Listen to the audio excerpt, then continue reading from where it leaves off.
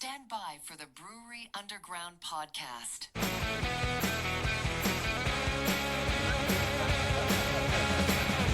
In Nashville's harbor wise, craft and brews will meet the skies. Stephen Scott, they lead the way. Brewery Underground, night and day. Raise your glass, let's ignite. In this city, we unite. Raise your glass, let's ignite. In this city. Full screen, by the way. I hate the countdown. You love. It's the final countdown. I hate it. It's not the final countdown, Steve, because every time we do this, there's a countdown. Oh, there's another countdown. I hate the countdown. It's the final countdown on this countdown. It's the final countdown for this one. Rich, you hate countdowns like you hate sour beers. I don't. Okay, so hang on a second. Don't. I knew that. Don't ask Mitch. Don't ask Mitch my opinion on sour beers because I'll give it, but it's always the opposite because I'll always end up drinking some. I know. Mitch has been walking around with a half a gallon of one for the last hour. What were you toting, Mitch? You have the bottle? I think I lost it. I don't know what he's doing. We've been drinking already. I mean, like I lost my phone earlier. Yeah, we've already had drama today. We haven't even gotten started. Oh, fuck yeah! Sit down, John. This is perfect timing. Put Yes. some cans on there. We're here at the Common Can we see John. this lovely man with his what is that? Some kind of Sprouts. Sprouts. Sprouts. Hell yeah! sprouts. Foamy Heads and the Brewery Underground podcast are hanging out at the 2025 Common John Beer Festival, aka the last beer fest on earth, maybe. Yes. Who knows? We don't know yet. Steve, you never know. In Manchester, Tennessee. Manchester, Tennessee. I will stand. I said this at the last time when we were broadcasting, when we were talking about hyping this thing up. I will die on this hill that this is probably the best beer fest in the area, hands down. I look forward to Absolutely. the Common John Beer Fest every year, and the man himself, who's helping put all this together, sitting at the edge of the table. Yes, absolutely. Cheers to John, you, John. you are the reason we are here. I don't think he's the John of Common John, but to us, he might as well be. I'm Jon, not JOH. Oh, gotcha. That's okay. That's You're just to throw John. us off. It's commonly here. Not commonly said. And you're still a common John. Yes, Yes. I am Just very. Jon. I'd J-O-N. elevate him to a proper John. Oh, very much so. Nice. John, how is not just today, but damn, the last what many months, weeks has it been for you to come to this point right now in time? 9 months. 9. And Holy we've solidified just everything that we've gone through of just what to expect for the year, what we want for the event, how can we evolve the event, just going in throughout the year, just what we need to do throughout the 9 months. And Yeah. we have the things of must do's, and we want to make sure everyone has a blast and what we can do to ensure that happens. So it's just one of those things. I know this is your 5th anniversary, right? Common John. Is this the 5th Brew Fest? Or did it This is start the 4th one. Okay. Because after the first anniversary, LeBron was like, we need to elevate the anniversary. I was like, well, I have an idea. And he's like, yeah, let's roll with that. And then we did it the first year, and it was a huge success because Manchester's not really known to big craft beer. Right. And Common John's really changed that You guys have totally changed that. 100%. Yeah. And we have so many locals now. They just want Common John beer. They want craft beer. And so by having the beer fest and having different breweries here, it's giving people in the area more opportunities to have beer that they never had before. Hey, and John, Jon. Yeah. Everybody has a different role here at Common John. Yeah. What is your role? I am the chief festival officer. Festival. It is the best job in the You're world. doing a hell of a job, too. Yeah, so putting on the annual beer fest and scheduling the beer fest throughout the year. We have some exciting beer fests coming up that we'll be a part of and things like that. So To look around, you guys have been. We've been to Common John, but we've not been to this beer fest before. Steve and I. These guys have Sure. been many years Twice in a row before, now. at least. Yeah. It's great. This is my 4th. I don't remember if you were with me on one of them, but this is my 4th. I should have been. Okay, that's probably true. I don't remember. Obviously, I've had a drank good so time. much since I go to these beer festivals. So let me ask you a question then. So you mentioned something. 9 months this thing has been in the works. You've been planning this thing for 9 months. You've got how many breweries here today? How many vendors? Just kind of give us the lay of the land. We've been walking around. We've been here for a couple hours, setting up and talking to people since. But for people that's watching and people that'll be listening to this post, How many vendors and breweries do you guys have here today? So we actually have 18 home brewers, individual home brewers. I love that, by that the are way. brewing their own beer. This is the beer they brew in their garage or anywhere in the facility. And it's something that they bring because it's their passion. And that's a big thing that LeBron's always wanted, to have home brewers here, because that's where he got his start. And having home brewers here is really cool because they're a part of the commercial breweries. They're serving beer just like they are. And so commercial breweries, we have 40 today, 40 commercial breweries. I And, swear, I don't think I've been anywhere that had anywhere close to that many No. home brewers. You No. know, East Nashville Beer Fest had some, but nothing like 18. Yeah. That's I love the incredible. concept of having home brewers at a festival, and there's a competition too, right? Yep. So there's a best of show. So every ticket holder will have a ticket, and they can give it to a home brewer. And they have tickets for commercial brewers as well. And whoever has the most tickets at the end will get a nice little keg. Mini cake. A mini Last keg. year, I think Mitch ended up making some. As y'all iPhone users, Mitch ended up getting one of those like sticker things. He was able to make. He's got a sticker of you, sticker of LeBron. You guys are like holding the little kegs up in the air. So it's just, I love the competition and the friendly competition of having home brewers. Like that's something you don't see at beer festival. Not at all. And they must love that, right? It's a No. place for them to come. Yeah, they love seeing people enjoy their beer. Yeah. It inspires them to keep doing what they're doing. Because, I mean, home brewers don't get enough credit, if you really think about it, because Right. they are putting their money into it. They're giving their beer to their friends, and they're like, oh, what's their friend going to say? It's obviously going to be good, but you come to an event like this, they're going to tell you whether they like it or The not. public. If they give you a ticket, then you're doing something you're good. doing good. And I think one of the things that should not go overlooked is you guys, Common John, are really the only game in town, because Manchester is not the biggest area in the world. Yep. But you got people coming an hour from Nashville, an hour from Chattanooga, and elsewhere. We have people for from this Missouri event. here today, like Yeah. Mississippi, Alabama, Georgia, Florida, like just all over. What's the furthest? Probably either northern Ohio or Missouri. Whoa. So I'll say last year for my birthday, they said, hey, a group of friends got together. Steve was there, and they were like, hey, what do you want to do for your birthday? I go, I want to go to Uncle Nearest, and I want to go to Common John There you go. from Nashville. And it was all day. You That's know, awesome. Just driving and getting here. But it was like, that's exactly what we did. And this was on that list. And how much has this grown from the first year you've done it? Oh my gosh, it's grown immensely. Just because every year we learn. Every year I always sit back. We always have a meeting, and we're going over what is something we can do better. Where's one area that we lax in, and we correct it every year.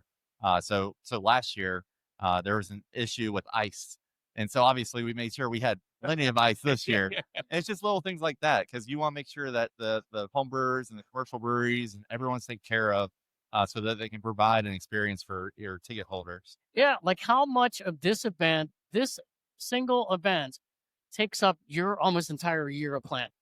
9 months. Yeah. Well, ridiculous. yeah, I mean, being the chief festival officer, I'm pretty focused on that. But yeah, 9 months of just constant communication, because I mean, people that deal with different vendors and stuff, when you deal with over 60 vendors, just constant communication of just like what to expect and everything. It's just constant back and forth. It's like herding cats. Yeah. Yeah, and then you have people back out Drunk last cats. minute, or Drunk you have people that get added on last minute, and you have to adjust for that. Yeah. You have to be a little bit flexible with that and what to expect. So the theme of this one kind of says the last beer fest on earth, maybe. Where'd that come? What? Yeah, Where did that come and from? why? You got it. It's a well-oiled machine now. You got it down to a science. So the whole thought is that it's always been a stressor of doing this event, because you don't know about weather. You don't know what if ticket sales drop and we have all this vendors and stuff. You don't know what to expect. So what we're thinking about doing is maybe evolving this to something different. And it's still in discussion of that. And we don't know. I mean, this event today may change that whole mindset that we need to keep doing this, or we need to do something different. And we'll reflect on that after this event of what we need to do. Now, there is on your website, and you've seen it when it gets out there, and it shows the thing about the beer fest. This is last day on earth. It's got several pictures, and you're on there. And somebody's saying last beer festival on earth, and it's got a picture of you, and it goes, meh.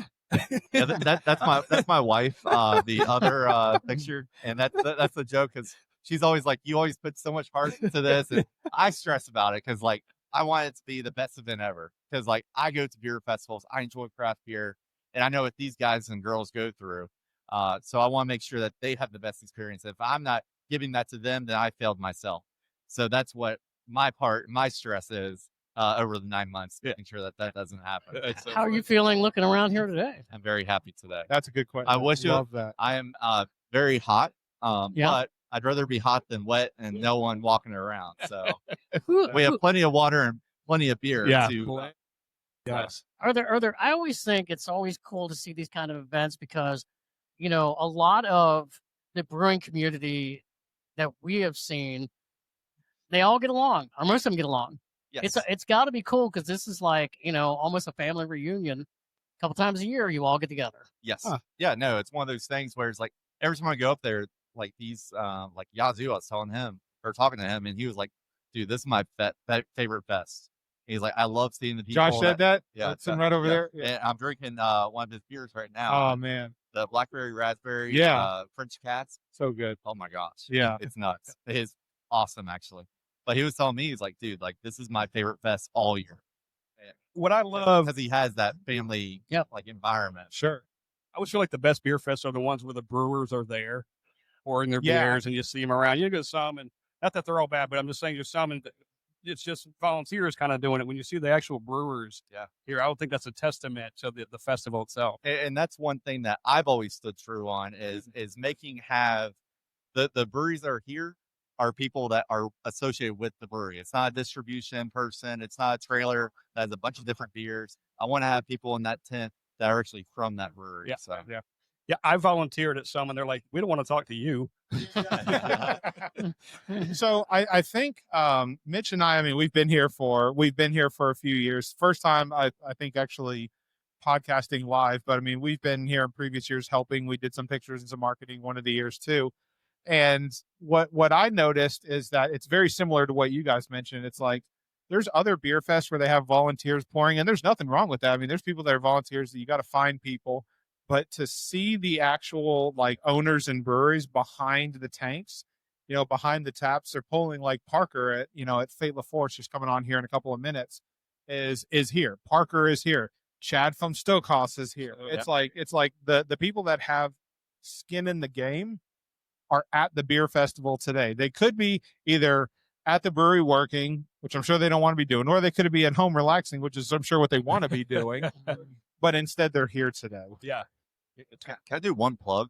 Please, yeah, this Plug is your away. festival, man. You can Yeah. plug whatever you Plug want. away. Stoke Haus Brewing Yeah, has the best barbecue in Nashville. hands down. Whoa, yeah. Barbecue's Headed about amazing. 2 weeks Great ago. statement. Yes. Yep. Yeah. I think about that barbecue often. It's so Hey. good. and like we were serving out, so taking care of the commercial breweries and the vendors, we do food for them. Yeah. So we did lunch for them, and it was barbecue. And I see them in line. I'm like, oh boy. I thought the same thing. I told him, I was like, Chad's "Listen, standing up there." listen." You don't have to tell me anything, but And the mac and cheese. Did you have the mac It and was cheese? good barbecue though. Like it was really really was good. good, yeah. It was really good barbecue. But I thought the same thing. I saw Chad was a few spots up, and I was like, I'm gonna be sitting here and going, "Hey, this barbecue's really good," and be like, "What's up, Chad?" so good. Yeah, and fantastic beer too. It's great to see those guys too Yes. doing their thing. Yeah. For sure. Bridge now from Tenfold doing his own thing. Oh yeah, no, I love So- the story. I love those two guys. Mhm. Just Yeah. them plugging on, doing their own thing. It's just we need more of that. Yeah, Yeah. for sure. We got to try, and by the time this comes out, it will be out with their fest beer. It's not coming out till the 27th. We're not Yeah. giving anything away because, again, but he's got his fest beer over there. So if you haven't got to try it, get Yep. over there and try it. Oh, It's nice. super Super solid. phenomenal. Yes. Well, and I think one of the what you were talking about earlier is a lot of the brewers that come here. Sometimes you go to festivals and you just see like they may have their staples of beer, but they don't bring a whole lot. Mm. We're kicking off Oktoberfest season, and there are folks here today that have their Oktoberfest There's quite a few of them here. and their fest beers. Yeah.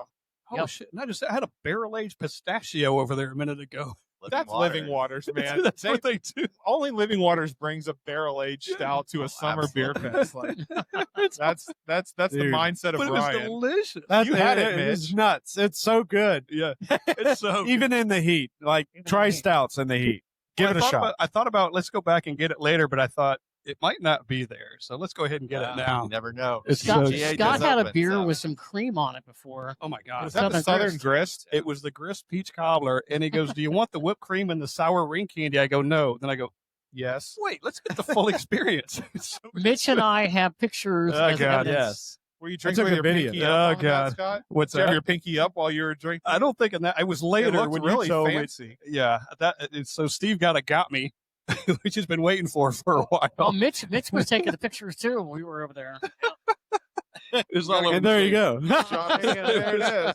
There it is. John, there's only one way to drink that. It's just all over the damn Yeah. place. Yeah, they just put whipped cream in my mouth when I was walking by. Oh, that's It's terrible. It's like, why the hell not? Did y'all do a pancake? So yeah, we dropped stickers off over there. So Yeah. Is that what he's doing right now? I wanna plug them at It some looks point. like Yeah, it. for Yeah. sure. So the Brewery Underground podcast and the Foamy Heads have a sticker over there, and they're putting one together for Yeah. us, which will be super cool to have With it. a pancake. They're called the Joy of Pancakes. We're looking right at them. Yeah, and we they're- saw the they're one. making them now. Yeah. Yeah. It's Is so there awesome. is there some maple syrup to go along I with it? don't know. That's Maybe what I was so Common curious John? in how Does that's Common gonna- John have maple syrup? I don't know if I want to eat it though. Yeah, That's don't the eat this problem. joke. You got to. I mean, Shane Have to? Rogers is showing up later, so. Well, hide the pancake. Well, we You're saw right. He responded. He was like, "I'll see you there, boys." I was like, "Oh boy." Well, we saw Cyanide. Cyanide Cider had his. We walked over there, and he had. I was like, "Grayson, what are you gonna do with yours?" He goes, "Put it in my sock drawer." So I don't know. I don't know what you do with it, but it's gonna be cool to have. It's a memento. How many beer festivals are you going to go to where you're going to get a pancake?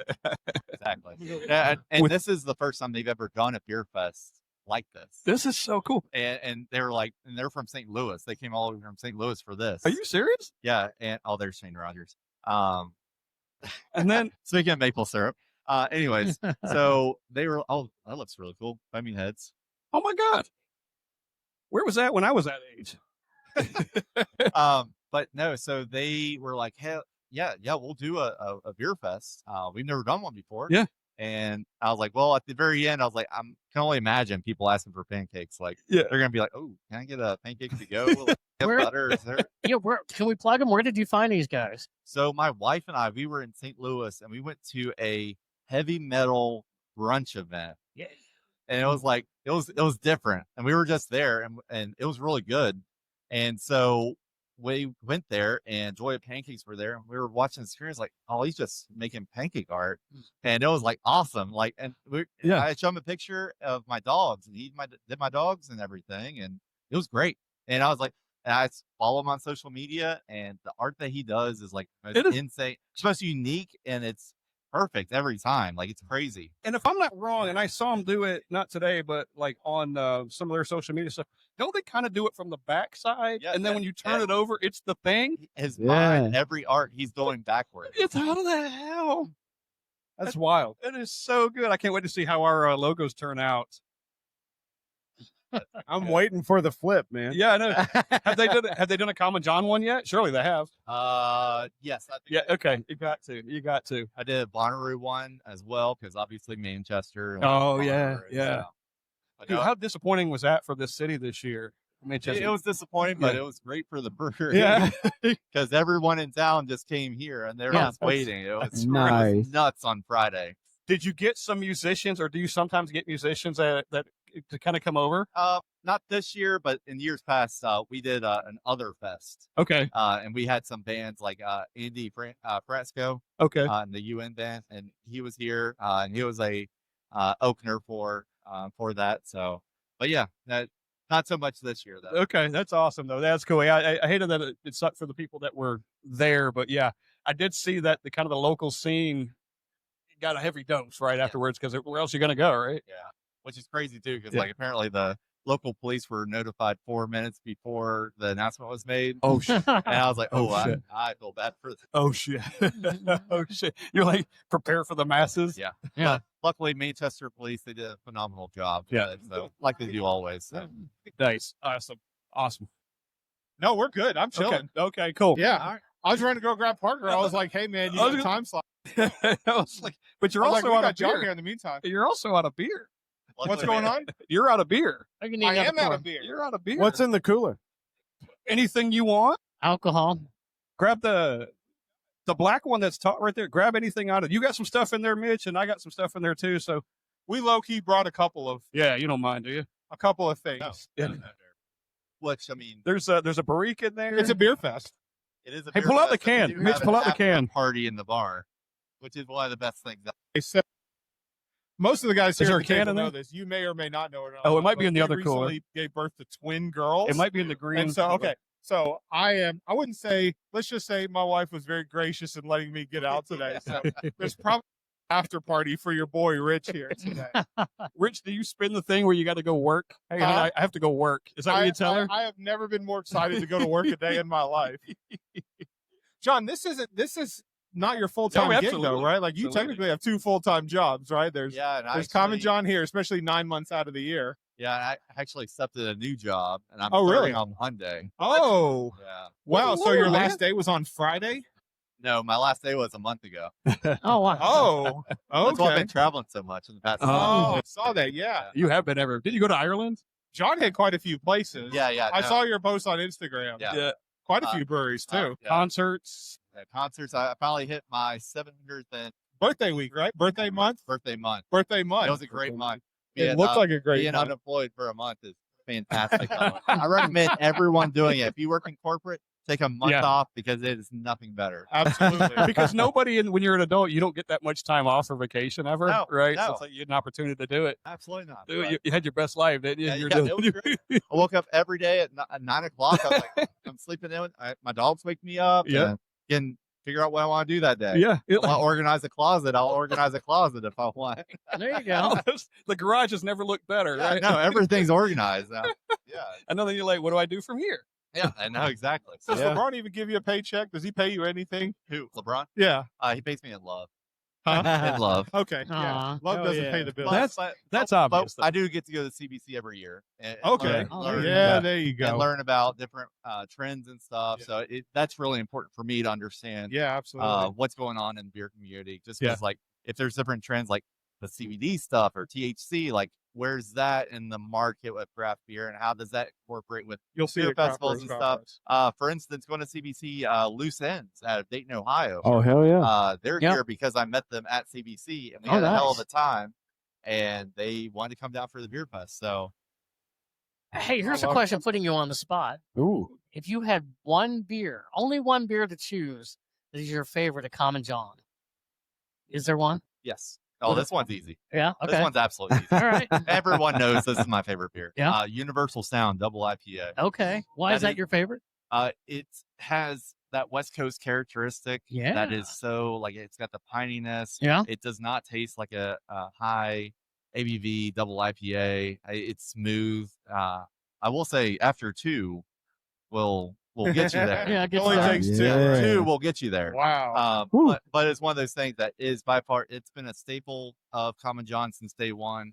And it's been by far one of my favorites. Nice. You know, I love you guys distribute to Main Street Liquors. oh nice. Y'all got your logo. Oh, there we go. Look at that. Look at that. That's beautiful. Let me get my That's phone out. I nuts. lost it earlier. I need. Yeah. They just took it off right, just like a pancake. Scott. Just like a pancake. Look at this.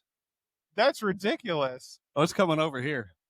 You guys distribute to Main Street Liquors in East Nashville. I can find your stuff Yeah. there. Just Yeah. We've been going up there every now and then. I'm usually in Nashville at least once a week. Okay. Feels Are you like- self-distributing? Yeah. at that point? It's all self Self-distributed? Yeah. There's a beer store right up the road from me that just opened up right down the road from Mr. Bruce in Murfreesboro. They've got Common John there too. Okay. Nice. Yep. Oh Six-pack yeah, cans. that's next 4-pack to cans. the Schlotzky's. Yeah, right next to the Schlotzsky's. I've been in there. Thank you for Look oh at my that. That is gosh, beautiful. nuts. Get that on Mitch, camera. Thank you. How do we? Yeah, get that on. Can you get that on camera? Oh, shit, look at this. Those are pancakes. Hot John. off the press. Those are Oh, pancakes. pictures of that. And they're free too. And the And that's free art. Free art. look at that. I That is- don't want to eat And, it. and you can preserve it if you want. Okay. That is freaking. I Yeah, how do feel you like- preserve How do it? you? They have instructions to tell Okay. you how to preserve Yeah, it. we're I gonna gotta we gotta take do a picture of this. That's insane. that. Good. Holy shit. We actually have it hung up in my house, and everyone's like, "What's that?" I was like, "Oh, it's a pancake It's a pancake. in a shadow frame." How do I? It's a I went. pancake. It's a pancake. I'm Get a not picture of those, please. Yeah. Spin that around. That here. is insane. That is the definition of art right there. That.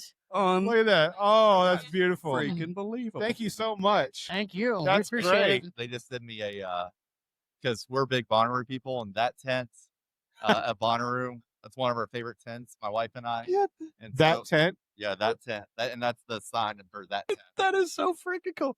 Yeah, we got to get instructions on how to preserve that thing because Yes. Just Put don't it in a touch- frame. Don't touch it. Why? You're not supposed to Hey, touch. hey. John specifically said, "Don't touch." Eat it. Don't put any It's syrup on not it. about the oils or Can I- something. Yeah. can I get a quick lick or anything? Or No, No, not ours no. anyway. It is edible. I did ask that 5 times. Okay. Yeah.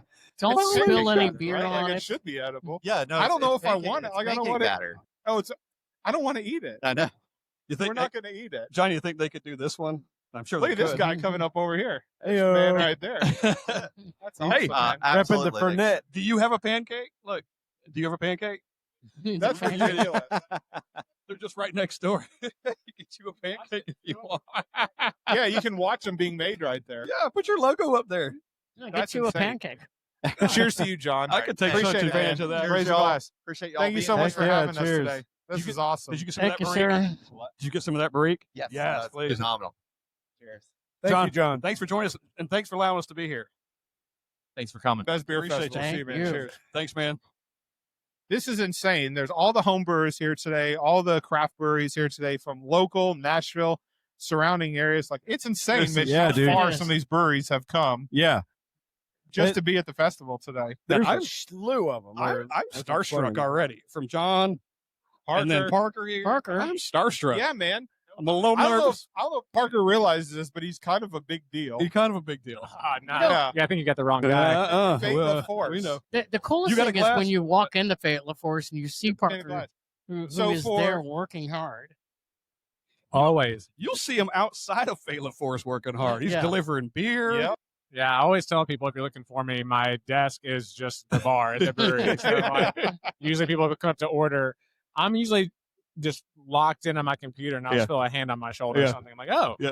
what's up? The one right behind the bar, like right when you go right behind the bar, it's like right there. There's a desk that's sitting right there. We Well, caught you there one time. Yeah, sometimes, so that one usually our brewer Zach sets up there, and then our keg washer with the lid closed on the back side where like the chemicals go in. My business partner Zach, Yeah. our other brewer, he usually uses that as a standing desk, and then I'm usually at the bar using that as my desk. But then when our brewer Zach goes home, other Zach will commandeer that one, and I'll usually rotate back. And then when they're both gone, then I'll go to the desk. So, and then you can see me through the windows as you go to the bathroom. And sit there. I seem to remember this Zach and other Zach and new Zach.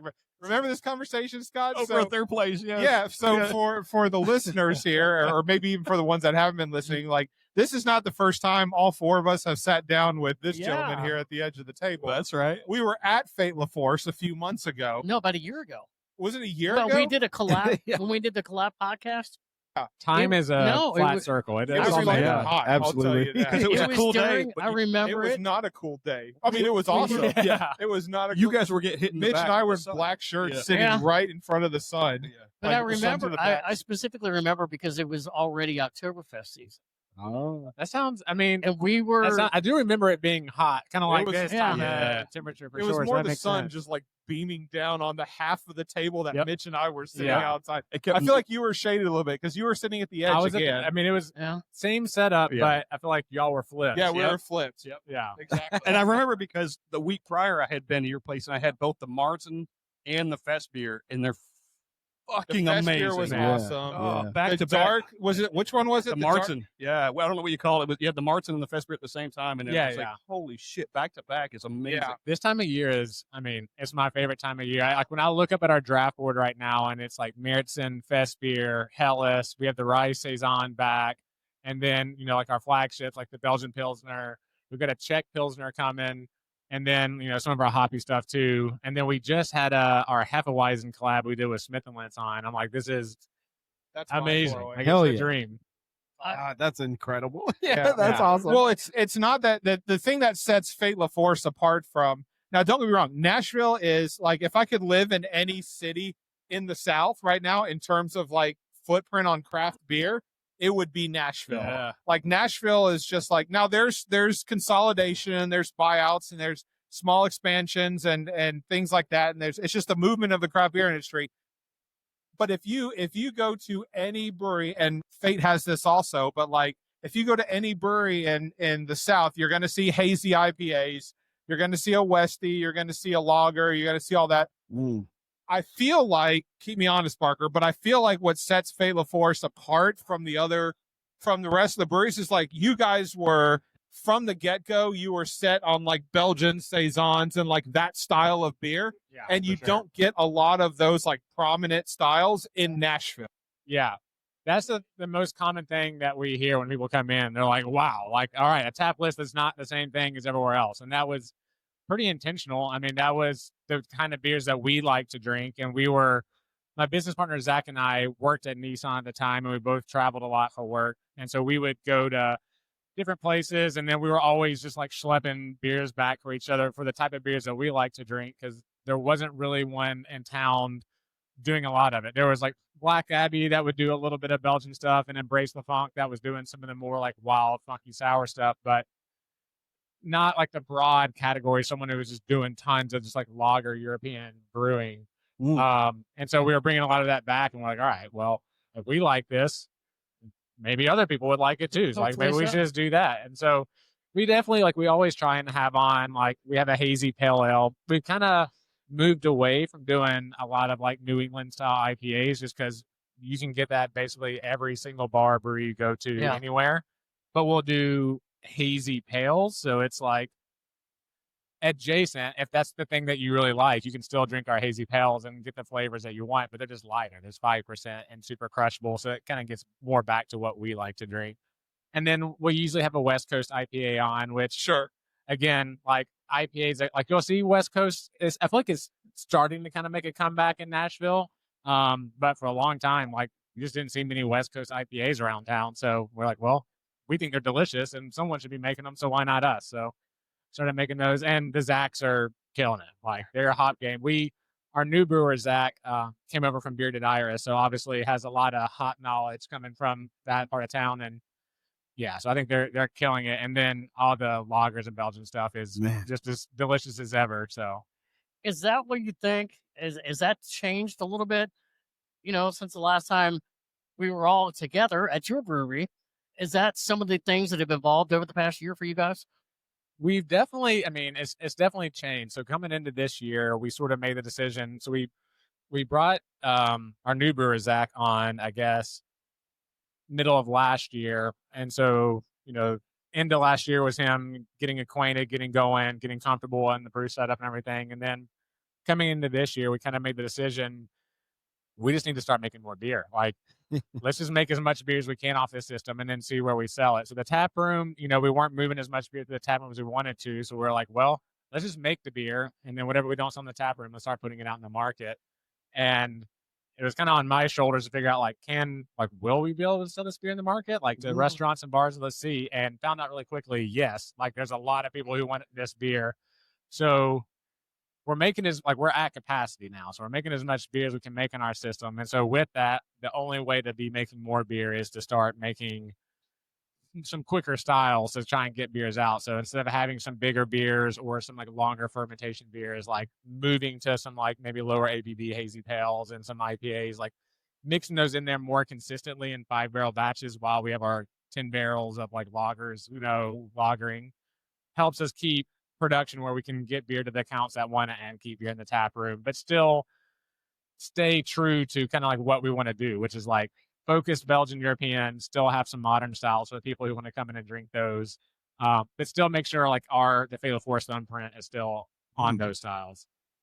It totally is. I can see you guys everywhere. Main Street's a big one. See Yeah. you in there too. And every time I go in, I can find something new from you guys. What is this beer from Barrique we got here? Oh yeah. Help We yourself. always seem to bring. I think we brought a Barrique We had last a Barrique time. at your Yeah. place, yeah. I mean, you're never going to upset me with a Barrique. Please. And I got it from Main Street. So hats off to Yeah. Main Street and Aaron. Shout out to Aaron over there for sure. Yeah, he's been. Absolutely. So I worked with Aaron some at Craft Brewed back in the day. Yeah. And so that's where we knew each other from. And he had always kind of told me, like, hey, whenever you guys are ready to start sending some beer out, like, let me know, I'll get it. And so when he started canning, he was like one of the first people I hit up. I was like, hey, we've got cans. You want some? And he was like, yes. And he started ordering. I was like, all right, well, I don't know if I can give you that much, but like we'll work up to it. And so now try and keep him stocked as much as I You've can. got a full shelf in there of all your stuff, and it's one of the top shelves back there in the cooler. You know where I'm talking about. Yeah, right yeah, there. yeah. You got a whole full shelf. Every time I go in there, you are represented right there on the top. Ooh, this I was like, smells- it's sour. Aaron is definitely one of those guys, like in the beer industry. You probably want to make sure, just simply for the fact that Aaron at Main Street, like his quality standards are so high at Main Street. It's ridiculous. I was literally there one day watching as a truck was coming in. He was looking at the bottoms of the cans, and he was looking for the best buy. Like he was looking for the can date. Yeah. And he was pulling up these IPAs. He was looking at them, and he goes, "This thing is 3 months old." He goes, "Don't want it." And he literally put it back in and said, I'm not taking delivery on this. But I think that's important because somebody like, you know, you can make the argument for like barrel aged out, like the longer they sit, the better. But when you're when you're drinking something that's supposed to be fresh, like you want to make sure you have that quality of standard. And if I'm Parker and I'm delivering, I'm dropping a new West Coast, or I'm dropping a something that's supposed to be drank very, very soon after canning date, like it's your reputation on the line. If somebody goes and buys something that's old and they crack it open without thinking of it, and they go, this just doesn't taste right. Oh yeah, give you a Now all of a shitty sudden- untapped rating or something right. because of it. Exactly. They've got this expectation that like this brewery doesn't really make good beer anymore, when in reality they make great beer. It's just they were holding on to it too long. There's too many beer stores and liquor stores out there that just stockpile stuff. And I won't name breweries, but there's breweries that have been gone out of business for a couple of years now. Right up the road, I can walk in, I can still see 4-packs sitting in the cooler. sure. 2 years. Like, yeah. No, I mean, that's so for us at our scale, you know, we're a 5-barrel brew house. We have like 5 and 10 barrel, you know, fermentation tanks on the cold side. And our canner is a single head canner. So it's like we're only doing like 5, 6, 7 cans a minute off our canner. Like we're not making a ton of beer. So when we're sending out package, you know, we get requests from liquor stores all the time. Can we carry your beer? And we are very selective about who gets, because we know we just can't send our beer to everyone. So like we try and be very selective. And so when we're doing that, we were kind of looking at a map. It's like, all right, let's only hit one liquor store on the east side, one liquor store west side, one liquor store kind of like south. And then it's like, well, what liquor store do we think is going to take care of our beer the best? And so like Aaron was an easy one. Like I know he's going to take our beer, like order it when it's fresh, keep it cold stored, make sure it's moving, and make sure like if customers come in and ask, I know Aaron is going to like represent our beer well. And so when you look at the liquor stores that carry our beer, it's Main Street. There's Sinkers, which is like farther out on the east side, out that way. There's Cool Springs Wine and Spirits in the south, like Providence and Mount Juliet, and now Red Spirits and Wine over kind of on the west side. And then that's it. So like those are the places you can get our cans, but in all of them you'll see our beer, you know, cold stored and, you know, wherever, like really well represented. Sinkers has our beer, but they have their own like kind of display for our beer there. And so I know everyone there like knows their beer, knows how to talk about our beer, knows how to take care of it. And if it's getting old or sitting on the shelf too long, they're gonna let me know like, hey, you know, this beer has been here for a bit and I can pull it back. Hey, can you talk about this festival today and why you guys are here? Yeah, it's the best. I love coming out here. So I mean, one of the main reasons we love being here is just because of LeBron and John and Goody and the whole team over here. So when we were getting open, you know, we did our like soft opens or whatever, and we were kind of looking around and trying to find, you know, we had our friends and family night, but we also had like an industry night, and we're trying to invite some people. And we sent out a lot of invites, but I'm pretty sure it was like the NFC AFC championship games or something that day, or like we were competing with NFL playoff football. And so it was like, it was well attended, but less well attended than we were hoping for. And we were like, well, we should have known, like we're playing NFL. But LeBron and John and Goody all came all the way from Manchester down to come to our like soft open and hung out, and were like super kind and generous. And I was like, who are these guys? Like, why did they drive this far on a random night to come to some brewery of guys that they don't know, have never heard of? And then from then on, it was like they were constantly at the brewery, like always super nice, coming by before NSC games, always bringing in people from like Manchester. And so they were just super kind to us the whole way. And then so when John invited us the first year, I was like, yeah, like there's no way we could say no to, even if this is the worst beer festival ever. There's no way I'm going to say no to It's just, but even if yeah, it was, yeah, even if it was, and Yeah. it's not. It's great. Yeah. My wife and I came the first year, just the two of us.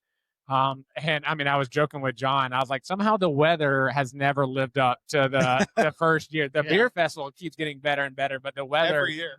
the first year it was like 70 degrees and like sunny and just beautiful. My wife and I camped at a campground over here, and we hung out here all night with the Tenfold and East Natural Beer Works guys, just like sitting at one of the picnic tables back here. I remember one of the East Natural Beer Works guys was like rollerblading in the parking lot. We're just over here just like drinking, and it was great. And then we just like, the campground's a mile away, so we just went back to our campsite and hung out like around the campfire. And I was like, this is amazing. And I told John, I was like, dude, yeah, we just like camped out over here. The weather was perfect. And he was like, camp. He's like, huh, that's interesting. And then they started doing it. He's like, we should just do that here. And so they started letting people camp here. So Nice. we hoped to camp here last year. The weather was a little rainy, but we brought our camping gear. So I think we're going to camp out here tonight and hang out. But Heck yeah. yeah, I mean, you got Maddie and Carl up, keeping the music and the vibes right. They're rocking. Have the bands later on tonight. And then, the beers that are here, like there's so many breweries here this year that I've never even heard of. Like so many new breweries that have opened. I've talked to Kaiser Crest. 6 months ago, they said this Tri Dog Brewery. They said they just celebrated their 1 year anniversary. So there's so many just brand new breweries from around the state here. That's super cool. I've told this story, and I think it bears repeating, talking about the brewery community coming together. So a few months ago when Crazy Gnome opened, the new location, and Scott and I are outside, and he walked in, he comes back out, he goes, hey, Chad is in there right now from Stoke Haus. He was at Tenfold at the time. So I walk in, and I go up to Chad, and I didn't know you were sitting next to him because you guys were faced the other way. And I'm like, hey, Chad. And you looked at me and you go, what about me? And I'm like, oh, yeah, I don't mean the hell, my chopped liver? And I said to Grayson afterwards, I said, man, it does my heart good to see all you guys supporting each other, because maybe you don't get to see each other that many times a year because you're all busy. But can you really talk about from how much that means to you? I mean, it's funny because I was on the phone with Grayson for like 30 minutes yesterday, just talking like,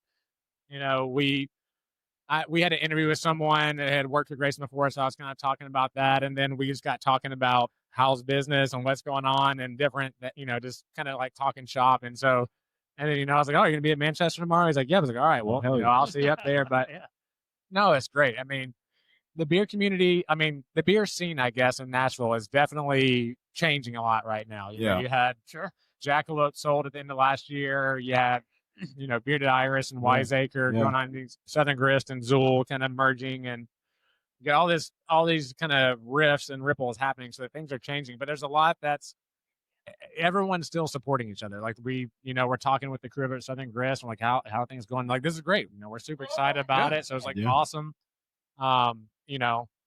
Seeing Grayson and like the expansion that he's doing. We just, like I said, we just got done doing a collab with Smith and Lentz. Get to hang out with those guys, and we're working on another collab with another brewery in town that hopefully will come to fruition soon. So it's just like a fun. It's weird times in the beer scene right now with like all the ups and downs and changing landscapes and what's happening, but it's still like the same old when it comes to like the interpersonal relationships, and everyone let's get together and have beers and hopefully get a little better together. It's exciting, right? It's exciting. There's some unknown, but it does seem what's coming is really going to be cool. I think as a whole, to all the things you just talked about.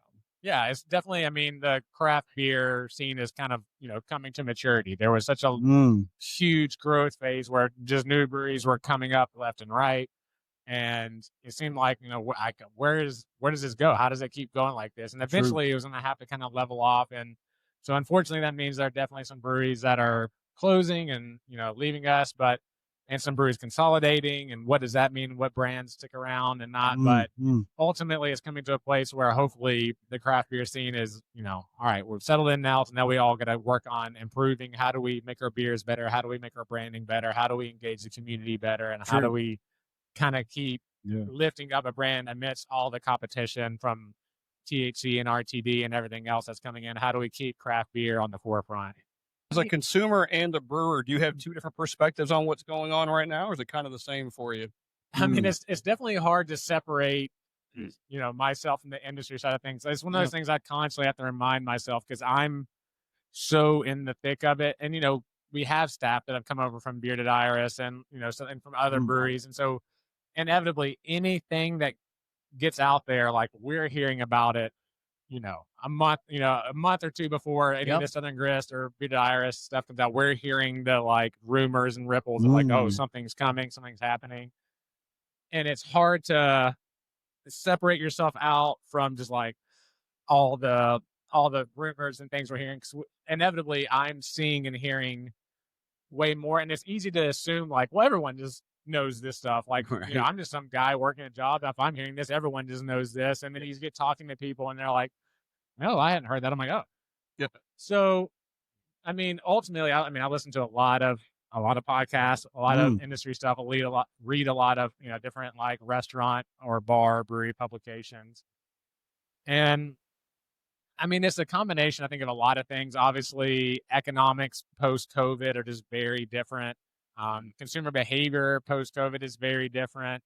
And then I think breweries were kind of starting to hit a, maturity point pre-COVID. Like there was already kind of the signs it was hitting. And then COVID was like, all right, let's just do a hard reset. It just made it happen quick. Yeah, that's fair. And so it's getting to a point where like, everything's more expensive. It's hard to afford ingredients. Interest rates are high. It's hard to afford to borrow money. Yeah. And then, we've got more people staying at home, drinking at home, more people switching over to THC, being more health conscious. Because there's so many breweries now, there's not the same like hype to go out and load up just cases and cases of beer to take home because there's probably 10 breweries in your city now that are making amazing stouts or IPAs or whatever the beer that you like to drink is. So it's definitely, I think, just, same with, restaurants and bars and stuff. And especially in Nashville, it's such a competitive town. There's amazing, amazing chefs and, bartenders and brewers and wine and cider makers. There's so many people who are doing it that there's a million places to go eat and drink in this town. There's always going to be new great ones opening and new great, some old favorites closing. But ultimately, hopefully, is that a ghost? Uh-oh. There's a little interference, but who knows? Hopefully is that me? No, it's going to be a wave that's hitting through our wireless mics here. Gotcha. So I'm not sure if it's from the booth over there where they're playing music or if someone's radio frequency just It's changed. got electricity It's over my here. pacemaker. Every time I get close to I the don't have mic, headphones on. What's going on? Are we getting feedback? we're getting a little static, a little crack. It's all right. See, I'm cool over here. I'm just reading Parker's lips.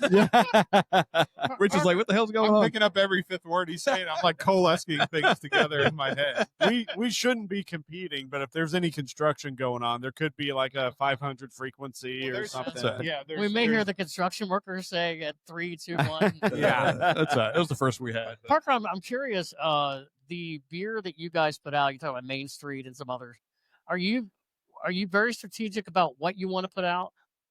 So, I mean, with our distribution partners, I mean, we've kind of hit a point because our batches are so small. Every week I've got just, the list of vendors that we kind of work with, and I'll send out an email of like, hey, here's what we're making. And so, I mean, honestly, we sort of just brew for us. Like we brew for the tap room. We brew the burritos that we want to make seasonally when they want to come out. And then we, open it up to our distribution partners to get it if they want it. But I'll just send out an email. I'm like, hey, here's what we got. And I'm always trying to highlight, here's the new stuff if you want to get that. Here's maybe what we have coming next week. And then here's the thing. We only have like maybe one keg of left. And sort of just let them, figure out what works well for them. And because early on when we were trying to grow distribution, at that point I was like, all right, well, I'm going to have to just go out and see who will take, who wants our beer, who will take it. And then I found out pretty quickly, like, oh, there's enough people out there who want it that I can be a little bit more selective about who's getting it. And so now I know, like, Kevin at Homegrown, he knows how to run his beer program. I know he's got that figured out and solid. And so I can send it to him and he'll pick out what works well for him. And kind of same with everyone across the city. And we just sort of gauge like how much do we think we need in our tap room, hold that for us, and then say like, all right, here's what's available for you guys. If you want it, great. If not, someone's gonna come here and drink it, and you can get the next thing. And because we're so small and brewing so frequently, it allows us to we constantly got things rotating, and then we do, a lot of times you see Oktoberfest and pumpkin style beers and all that stuff hitting the shelves in July because, these are huge breweries that got a lot of beer they're trying to push through, and they're always trying to stay ahead of the seasons. For us, with our Fest beer in Meriton, we're like, all right, we're going to not release those until maybe the week prior to actual Oktoberfest starting, or right at the start of September. Give you a couple weeks lead up to it. We'll have it through Oktoberfest, and by the time we're getting the end of October, has gone. We're on to something else now. Yeah. It's a beautiful thing. And I said earlier, to have them both out at the same time, you guys do them phenomenally. They are wonderful. Yeah. They're absolutely wonderful. You are a destination brewery, by the way, for a lot of our friends that come to town. Most definitely. Yeah. And they're like, hey, we either found this place by accident, and thank God we found them, or recommend a good place for us, and it's always you. You are a destination brewery to this town. Well, thank you. Absolutely, Yep. 100%. That's very kind. It's definitely, You guys make quality beer. thank you. I mean, that was the goal. From day one is we want to have great beer, a good place to drink. We're definitely a little off the beaten path. We Yelp named us one of the top breweries in the country, off the beaten path, which is kind of funny because we're right in the heart of downtown Nashville, but we are kind of off the beaten path. It is hard to we're tucked back in on a dead end street. It is you wouldn't find us just walking by or driving by. Right, but you're like a block or two off of the main. Right. Right there. Yeah. So, but yeah, I mean, it's great to hear. That's what we always wanted to be. I mean, we want to be a local community spot. We want to be a place where people can come in, hang out, have a good drink, not get sucked into the Broadway, madness and tourism craziness, but also be a place where people who like to drink good craft beer, hopefully when you're coming to Nashville, we're a place that you want to come visit. You've got good parking over there too, in comparison to a lot of places. Parking. Actually, They've you got parking. got some right up on the building, and then the little spot across the street too. It's hilarious. I mean, it's such a funny thing to think of. That's the big selling point is you can park at our brewery, but nowadays in Nashville, it's a lot harder to come by than you would expect it to be. You guys, at one point when NSC started, we're a pregame spot. Hey, come here. You could even leave your car, I think you said at one point, and then walk over. Oh, hey, go Balls. This is Michelle. You know Go Michelle? Balls. You know Michelle. Of course. Michelle. Everybody knows Michelle. Hello, Michelle. That's okay. Okay. We don't want to keep you any longer, Parker. Okay, I can you pass got these cans? over to Okay. Michelle. There Thank we you go. for letting me hang out with you guys. Hey, Thank you. Hey, seriously though, good beer. Thank really you. good beer. and we appreciate you. We really Please do. keep- Thanks for stopping. Please keep doing what you're doing. For sure, we We're will. going to keep supporting and Hell yeah. Well, come Please. over and see us over there after y'all done over here. We totally will. thank you, Parker. Parker is Fate LaForce. I don't need the mic on. There you go. Mitch, you can put those back on All if right. you want. All right. Thanks, Parker. It's Appreciate okay. you. Thanks, brother. See you, man.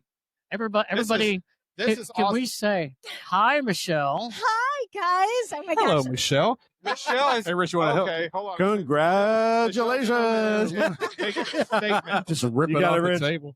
I'm tearing everything apart. You can't bring me anywhere. Just take the mic out. She's Take the still mic took- out. I'll Yeah, take that. down. That's a good There idea. we go. Okay. Look at this. Now you're free. So, Hello. Michelle is so eccentric anyway. It's just she needs to hold the mic because she's very outgoing. I was gonna say you need to pull a beer out. You pulled a I've beer got out. one right here. Nice. stop it. I've got. I don't know No. if you've had something like this. No, no. Hey, Can we lose so, this, Mitch? Can we lose this behind you? Yeah, of course, of course. So we looked at a different beer that was a stout, and I said, double check the contents. Oh, okay. Oh yeah. Wait, what? So okay. By the way, Michelle Rumrill. She's Hello. representing Marble Fox. I am. today. She is a So staple. She's Hello. a staple in the beer industry. Absolutely. Michelle. I mean, she's I got am. Instagram. We're gonna ask you to shout your socials out at the end Okay, anyway. Thank so, you. Thank you. but If you're trying to hide from Michelle, you can't because she will. no, because she's everywhere. she'll find you She's for sure. literally She'll everywhere. find She I you. know. always has a smile on her face. This one here at the end of the table has a little bit more than a peanut allergy. No. And where were we that day? It wasn't. We were at High Wire We started out at Marble. Did we start out at Marble Fox? and Marble Fox. Yeah, and then we ended up going around to Oh, because High she was on Wire. your podcast. I At the end, remember. that's right. Yeah, Yeah. And we went around to High Wire. We were having a couple of beers. My wife was there, and I had my son with me. Gosh. And then I can't remember if Ben was there or not. Yes, but yeah. okay, there was a couple of other people. and we were hanging out, and I was like, let's get a stout. I went and got a really good high wire stout. It was Mardi on Gras tap. stout. It was, and I didn't think about it. It's just like I got one, and I was just like pouring it, and I got one for Michelle because I was like, the line's long. We might as well pick one up for the homie. Yeah. Thank you. So I was like, here you go. She's taking a sip. She's like, this is really good. She goes, this is really good. I was like, yeah, it's, and I read off the list. It was like barrel aged, bourbon stout with something, almonds and peanuts. And like, you could see her face just change, like real time. And she goes, I have an allergy, like a nut, like, and it's not just like I can't eat peanuts or whatever. Like, there's no Chick-fil-A fries. There's like, she carries equipment with her. I do. I do. EpiPen? Did you have to EpiPen it? I have my EpiPen. I did not Didn't need have to it. use it then. I Okay. did not. All It right. was one sip, and I was okay. I kind of felt it. I did what I should not have done, and I went to the bathroom where nobody would have known I was in trouble. She didn't tell us that. She just like got up and went to the bathroom. So I'm freaking out. Man. Like, what's going on? And she's in there for a few minutes or Oh, yeah. whatever. Then Yeah. she comes out and she was like, I think I'm okay. And I'm like, you're texting me when you get home. Like, I want to make sure. And you did I did. You did I text did. me Thank you. to make sure. So my claim to fame is I almost killed Michelle. Hey, And she would not be sitting here with us. It was so No. close. You almost succeeded. Man. We're glad you're here, but Here it I was, am. I'm glad I didn't kill her. but it would still be a good story. I know, it was kind of close. All that to say, there's no nuts in this one, right? We double checked. Oh. We did. and Michelle, I have to say, I had a situation today where it wasn't almost life threatening, Oh. but I dropped my phone in the bathroom Oh no. and I walked out and I couldn't find it, and thankfully it was recovered. So Oh my your gosh. your story, thankfully, is more important than mine. Yeah, but if you had seen the look on Steve's face, Where's my he phone? was in Oh. a, Oh. and I felt I know that feeling when you can't find your phone. Oh man, Yeah. it sucks. Oh my That's gosh. I hadn't even been bad. drinking that much either. That's yet. right. It's like, wow. So let's get into this one real quick. 'Cause Okay. I love sharing beers with the homies, and Michelle is definitely one of them. Thank you. So I recently became and got an obsession with Tavor, which is kind of like a beer delivery service. That's where this one came from, Scott. oh. And we went over my How much did first that one like cost? crate So shipment one wait, night. let's make sure we properly promote that. What is Absolutely, it? Tavor, Tavour. Okay. So there's Tavor is basically a beer purchase and delivery app that allows you to gives you access to beers that you would not otherwise have access to. Oh, nice. So, I like if that. there's breweries that are dropping like specialty beers or stuff, like every day you log onto the app and it basically refreshes a feed for you. You can pick which ones you want, you pre-order it, and then when you're done, they ship your crate to you, and then you get access to these beers. And this is one of them, and we're not going to talk about how much money I've spent on it. No, But this is, I mean, this is It's only a 12-ounce can. It couldn't have been it's that a bad. It's a 14.9% barrel aged stout. So this is 14.9. going to Yeah. kick. What time is it? 1:30. It's 1:45, so you're okay. Okay, I'm good. What's your So we're average gonna- ABV, Michelle, that you usually drink? Is it 14.9 or is it maybe? Oh no, Luckily, no. Michelle doesn't have an ABV allergy. I don't, but I really feel like my happy zone is like between 6 and 8. Yeah. Okay. Yeah. Well, this one's Yeah. going to be a little bit stronger.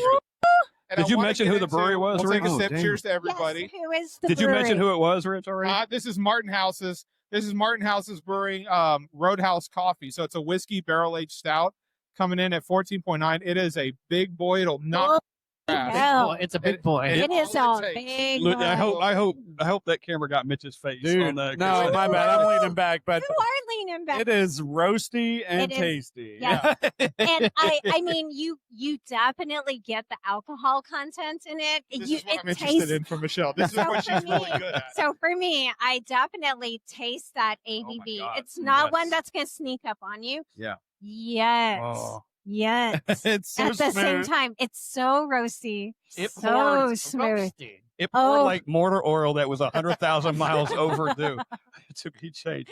This is It was thick. really good. It's very good. It's It so is. good. And in a minute, I want to get into what Marble Fox has brought. Yes. today. Yes. Yeah, absolutely. 100%. Let's do But that. before that, I wanna talk about your experience and like your palate, because this is why you're sitting here on the show with us Well, today. thank you. But when we were talking with you, we were at Marble Fox, Yes. Scott, and Michelle ran us through the gamut of like the beers that were available, and she was picking out flavor profiles, Steve, and just like This is what this is supposed to taste like. This is what's supposed to go well with this. Michelle's got a palate for beer Oh I yeah. do. that if you're tasting something, you go, I don't know what it is. You know how you can have that? Yeah. She'll most likely be able to identify it for Yeah. you. So A I'm lot of always times I interested Are can. you in what a she food says pairings about something. girl? Are you like? I am. I'm Yeah. obsessed with food pairings. I've been trying to get with Nashville Craft Beer Social Club, Nathan.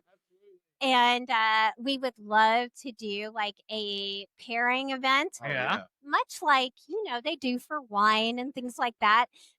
Having that palate, being able to know what's going to pair well with things, it's stuff you may not normally think about. Yeah. And I love doing stuff like that. What do you think would pair good with this? So with this particular beer, I mean, first of all, it's so heavy. I'm not sure that I would pair it with anything particular. Like Yeah. this is a great sipping beer, but S'mores. so Maybe some cheese. I honestly, Campfires. with this kind of this rich roastiness, I really like this with some barbecue, like they have here. Yeah. Absolutely. You're gonna Barbecue. get the sweetness of the barbecue sauce, but you're also gonna get the spiciness of all the different things that are in the sauce, Yeah. and that smokiness of the meat.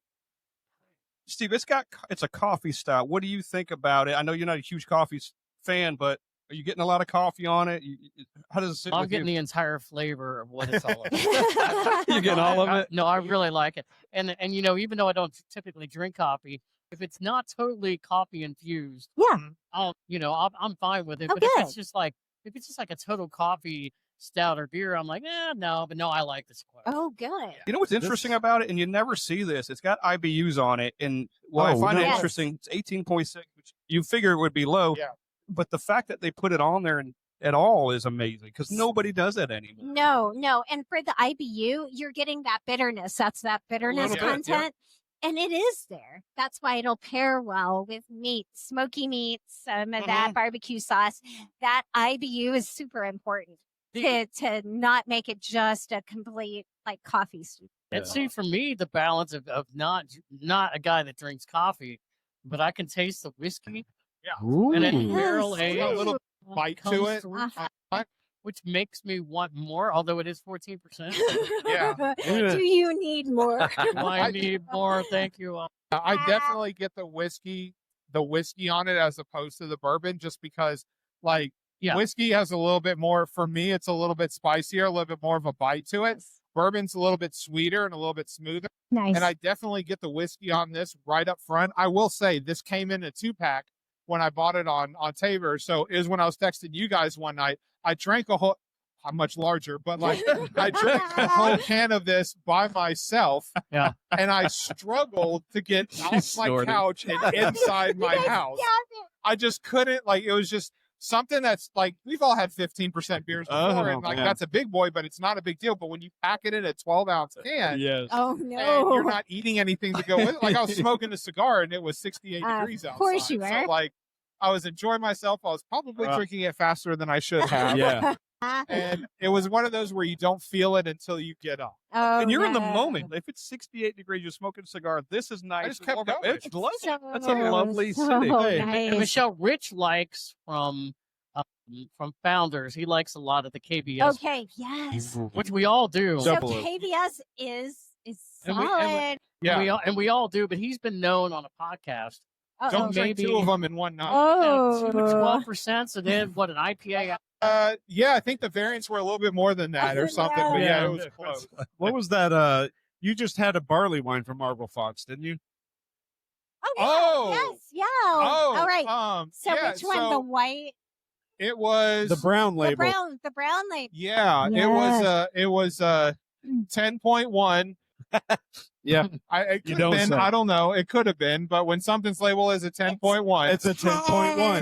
10.1. Exactly. Sure. It was a Thereabout. barrel-aged barley wine. It was thinner than I was expecting it to be, but the flavor on that thing was just like super solid. It was a Yeah. barrel-aged barley wine from So Marble I Fox. strongly suggest anybody go by there, pick it up, but freaking cellar it. It's going to be Really?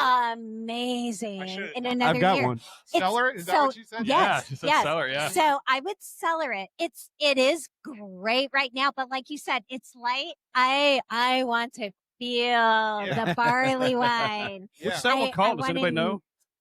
Oh, I can't remember now. Don't do that to me. I took a picture, but Sorry, Marble Fox. I know we're all bad right I now. don't- I've been here since 11 o'clock. We're all subject to the untapped system, unfortunately. we'll- where it's like you we'll check figure it that in, out you later. take a picture sometimes, and then you. I and then mean, you I move made on. sure I got mine, of course, but Yeah. mine is cellaring. I'm Okay. going to sit Yeah. on it. Yeah. So you still got one hanging around. I have one of each.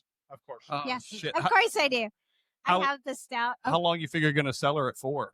At least 1 year. Okay. Yeah. Okay. Yeah, So next year. this time next year? Yep. Bust it out. Yep. Until 3 comes out, then she'll grab the triple IPA from Marble Fox with 3. I assume it's going to be called 3, just Yeah. because their first When one. you- is one, and the Yes, second yeah. was When you two. bust it out, can we all meet And here then she'll again bust it I out. like it. Let's do it. with a food We pairing? gotta We'll do do vertical. it. Yeah. With That would be fun to do. You have a food year to pairing? figure Is that out what what you the said? food pairing We'll do is. your damn. We'll do your Why do we meat need house to thing. wait whatever a year? We're not going to wait Oh, a the- year, Steve. Come on now. All right, let's do it. That would be fun.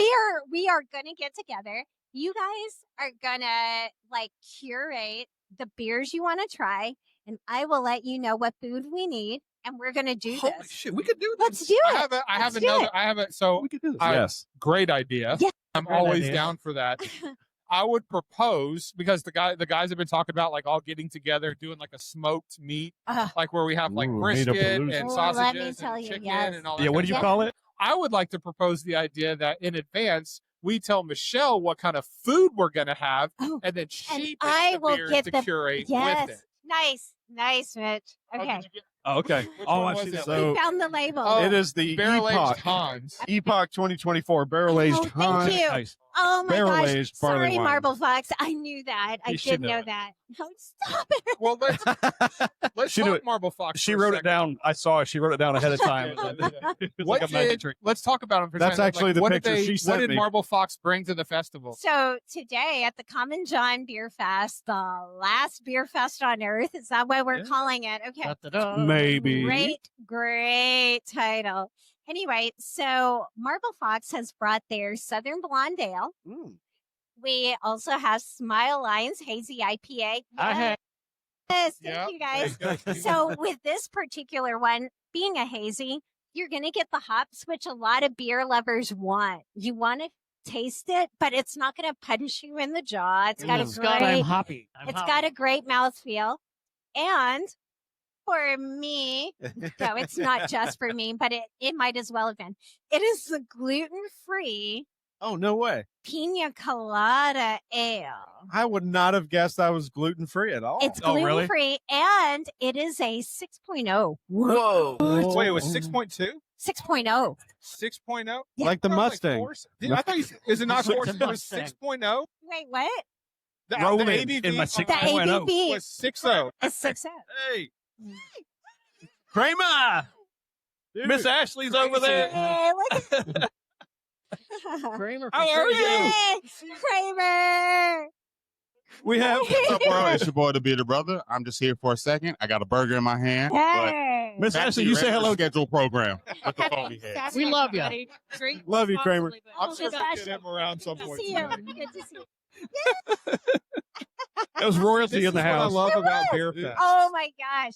I mean, you guys, I did not drop. I was going to be here, but it also is not shocking that I am here. I did not get to attend last year, but I was here the year before that. This is a fantastic beer festival. It's down in an area which Mitch lives in now. No, I'm kidding. I'm bitter. I'm bitter. I know. I'm Because another I hour need to out. get you for some sake. Oh, yeah, Yes, absolutely. Yes. I still got boxes of that. Mitch knows Shut how up. to sake Sake. than most people do. I can guarantee. This is all aged sake Yeah. now, but that means more umami and more flavor. Yes. He is my sake go-to. Oh, I know. That's why I said what Yeah. I did. I'm like, dude. I'm about to turn the corner on this sake thing, Steve and I. And we've Ah. all had a little bit of it that you Yeah. bring, and I'm about like, all right, I'm gonna go somewhere. I'm like, Mitch, all right, What do I get? Man, We first, had one. first We had- place is proper sake to Yep. get you introduced to all the different styles, was a but they are juicy one. Yamaha Forward, which is right up an IPA guy's alley. So I- Wait, it's a which- crazy sake, Yamaha. Oh, Yamaha. Yeah, Ooh, yeah. Okay. Mitch, what was the one that we had at the Fred's Beer Fest?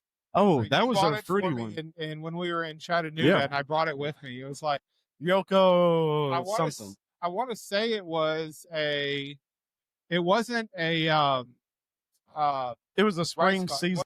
Huh? It was a spring seasonal from. It was an Yeah. import, and it had a lot of juicy notes to it for spring. They had a little bit of floral in it, like sakura, Yeah. but it was very heavy on the juice side. So if I remember right, it might have been a persimmon thing, but Gotcha. I'd have to look back to see exactly what bottle you brought. But we bought it I from don't remember. I just Namazaki Paul remember it was Selection. awesome. I ended up Oh. enjoying it. I had it at. I had it when we were at Rice Vice that night. Yeah. And The there was flight. collaborations. There was sake flights, and there was food pairings and everything. And I had that, and I remember that being like the best sake that I had that night, Steve. And then when I went to Chattanooga to see Mitch, and we went to this beer store it's a liquor store that's got a very good selection. They had a bottle of it, and Mitch purchased one for me. And I was like, oh, I want to Oh, drink he's it now, but I got want to hold on to it. volume. And that's what we ended up bringing to the Pritt's Beer Fest. Yeah. Yeah. What are you doing, Scott? He offered it. Oh, I was that's like, fine. It's no, just, no, I feel like no. he was being a little, there's still some left. No, it's good. Well, Mitch is Well, empty. Mitch have it, I was yeah. kind of Some more like coffee. just giving it I up. want to real quick talk about this pina colada fruited sour. Okay, yeah. From Marble It's Fox. Yeah, No, before you start, no, You have an fine. admission. You have an admission to make, and I'm going to let Let you do it. Let me go You- on record. It's not being listed as a sour. It's it's a little proprietary information, so we're calling it Okay. our gluten-free pina colada ale. Okay. Mm, Okay. yum. Yeah. All right. Okay. My fault. You admitted something to me over there, and I'm going to let you run with it. I'm going to let you. wanna say it on the I'm mic. going to let you tell the I don't tale. want to do that. You can edit it. There's Tax people listening here. confession. It's something. Rich, I'll- It's something we all know anyway. okay, fine. We already know what this is So- about. Deep Rich thoughts by Rich. historically does not go for sours. Okay. Okay. But that being said, every fruited sour, every seltzer, and typically when it's been like gluten free too, just like if it's like the pina colada here from Marble Fox, like it doesn't taste like you're drinking a beer. Right. It feels like it's one of those you're on, like it's definitely hot outside, but you feel like you're on the beach somewhere or you're in the tropics and you're just relaxing, and that thing goes down so easy. So good. It's so drink you would never know it's 6%. The That's consistency right. was really good. Just Yep. per you say, it wasn't thick at all like you might think it was. The ale is a really good description Yes. because Yeah. Right. it's thinner. Uh-huh. Michelle, It's what's the really- food pairing with that one? So that particular one, I do like more with some sweetness, something more towards the end, like a dessert, literally like a pineapple upside down cake. Oh, But here, wrap your heads around. There's two things. A croissant would be good, the butteriness along with that. But Yum. how about let's go a little old school, guys? How would you feel about that with some pigs in a blanket? That Pigs in a blanket. saltiness. So can the get that. Great. saltiness of the hot dogs, the butteriness of the croissant around it, Mm. paired with kind of that sweetness, which isn't a little overly bearing, you would have to try it together. So Yeah. that creaminess of the beer, kind of with that salty, questiony stuff of the hot dog that's in there, Yeah. it Sweet it and savory. blends perfect. I'm What tell- about a pizza with some pineapple on it? You think that Oh my god! would that pair well with that? So Maybe first with of all, some ham. so I like the Put some idea of ham pepper on it. because again I'm hanging on to that salty meat yeah. yeah. with the pineapple. It's sweet. If you pair it too much with something sweet, it's going to bring out the sweet. Mm. But the saltiness will kind of mellow out any sweetness. I'm Hell gonna yeah. put Michelle on text blast whenever I'm drinking beer. Do Like it. what foods pair? So like an oatmeal stout. I'm going. What breakfast cereal in the morning goes well with an oatmeal stout? We'll be at a restaurant. I guess Steve, you can order. He goes, I'm waiting for Michelle. Hang on, I'm waiting for Michelle. I gotta find out Oh what I my should gosh. order. I'm not sure what to get. That's right. I'm drinking this And stout beer. I'm like, what I- should I order now? I do feel I should bring up these pancakes. Oh, so these pancakes are fantastic. They're awesome. I love this. I know. This is literally going to go with almost anything at the fest. Yeah. Almost anything. So if you've Yeah. got a logo, I'm going to have to give them the yeast infection one too. I've got to. So They're good. going to be like, Let nah. me try not to drop it this time. They're like, nah, we're not doing that one.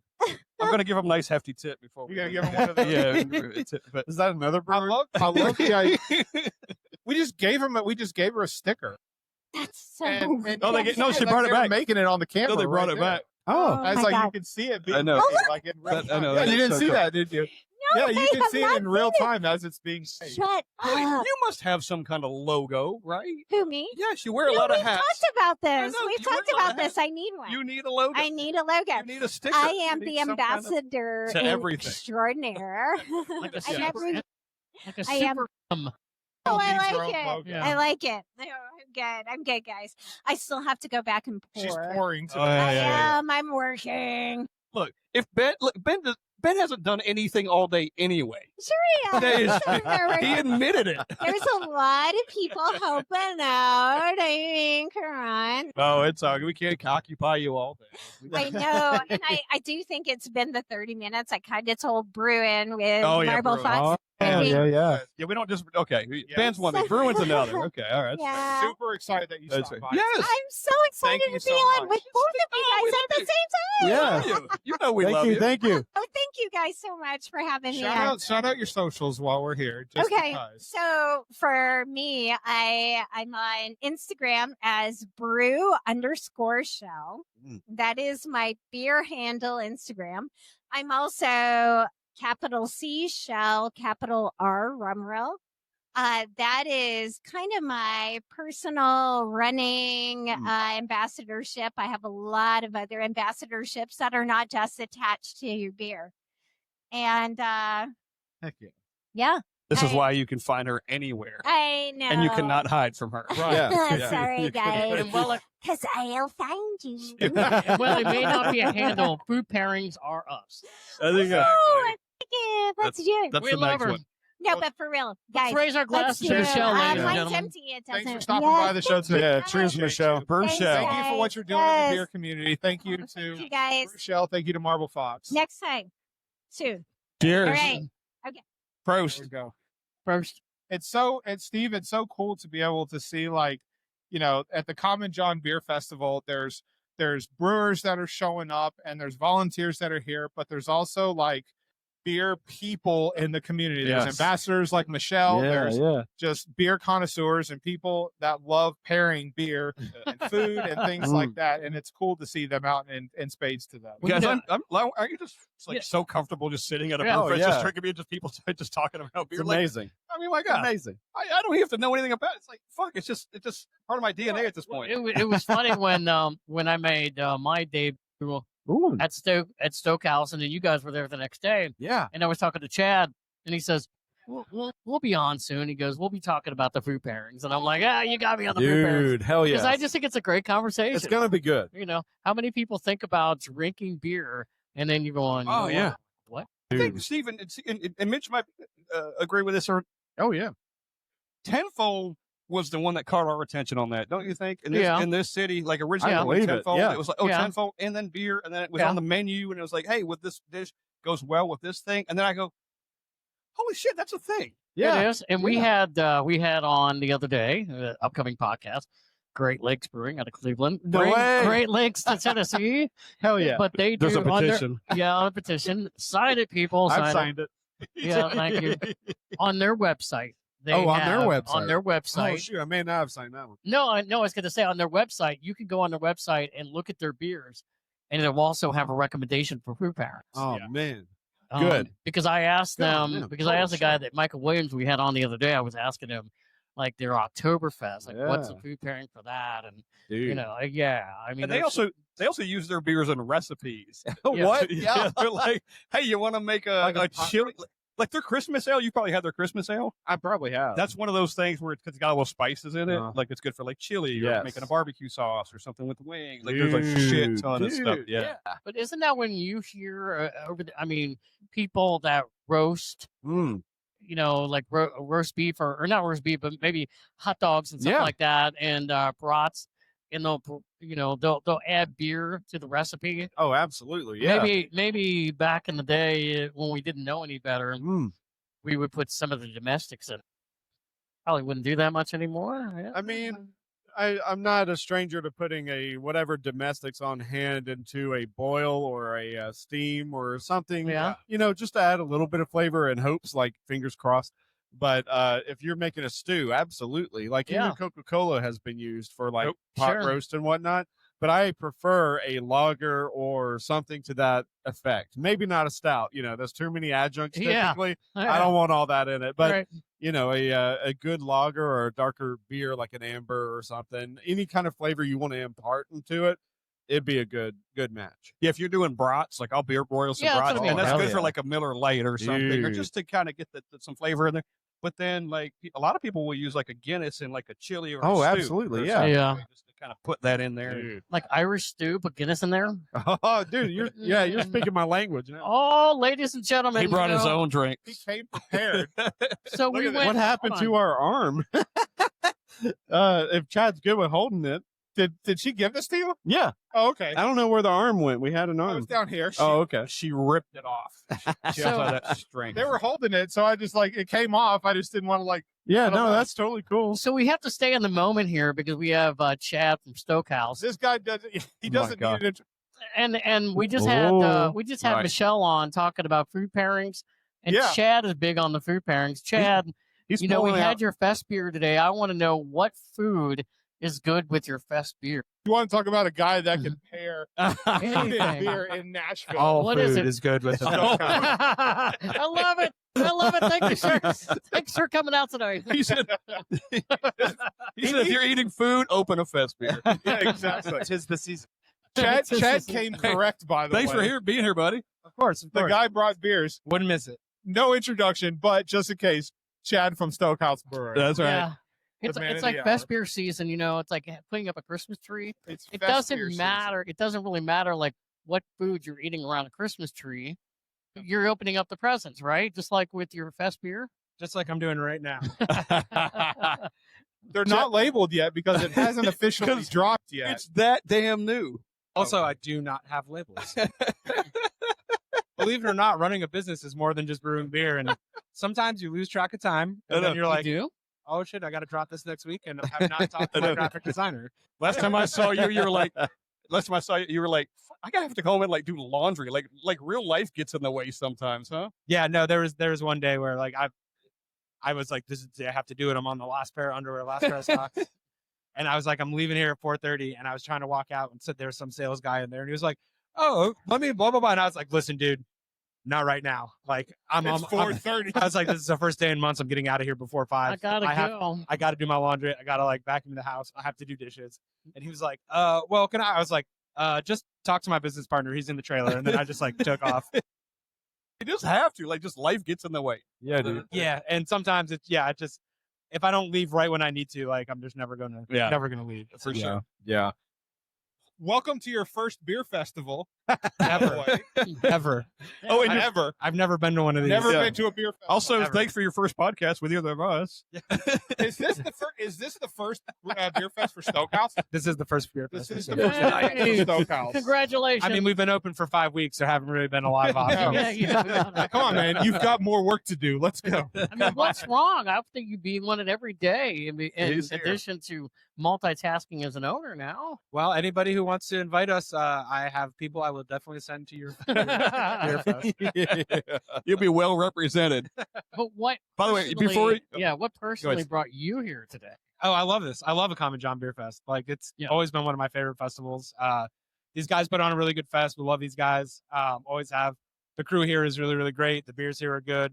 The environment down here is nice. It's like, you get a little weekend away. it's a little bit of work, but it's also one of the best run beer festivals, and all the homies come out. It's kind of like East Nashville Beer Fest, or like what Winter Warmer used to be. Oh, where yeah. like all the people that usually don't come out to festivals, all the brewer friends and stuff, like they're like, no, I want to go to this one. So you get to see a lot of people you don't always get to see. Fuck yeah. Totally. Before you came on, Parker was here from Fait Force, and we were raving about your food. Oh, yeah. Over at Stoke. Tell me more. Yeah.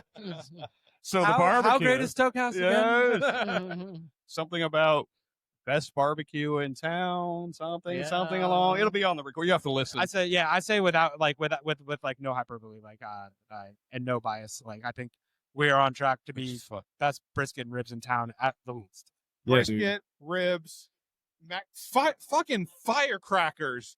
Like, you know what I'm talking about? Yeah, dude. The little like smoked, like peppery. It's one of the best bar foods right saltine now. crackers or whatever they were. They're like they're smoked. They're no, they're not smoked. Or are they just but baked they're just like oil and spiced and baked. They got a little bit of heat to them on saltine crackers. Yeah. And it's just like it goes so well with beer. I took a picture of it. I'll show it to you guys afterwards. But like they're peppery, they're spicy, they're sweet, they're salty. They're and amazing. They're like baked and oily onto a saltine cracker, and then you just pop them. It's so good. You guys, so I only have 3 of these fest beers. So it's okay. We got one for each podcast, and then one for Daddy.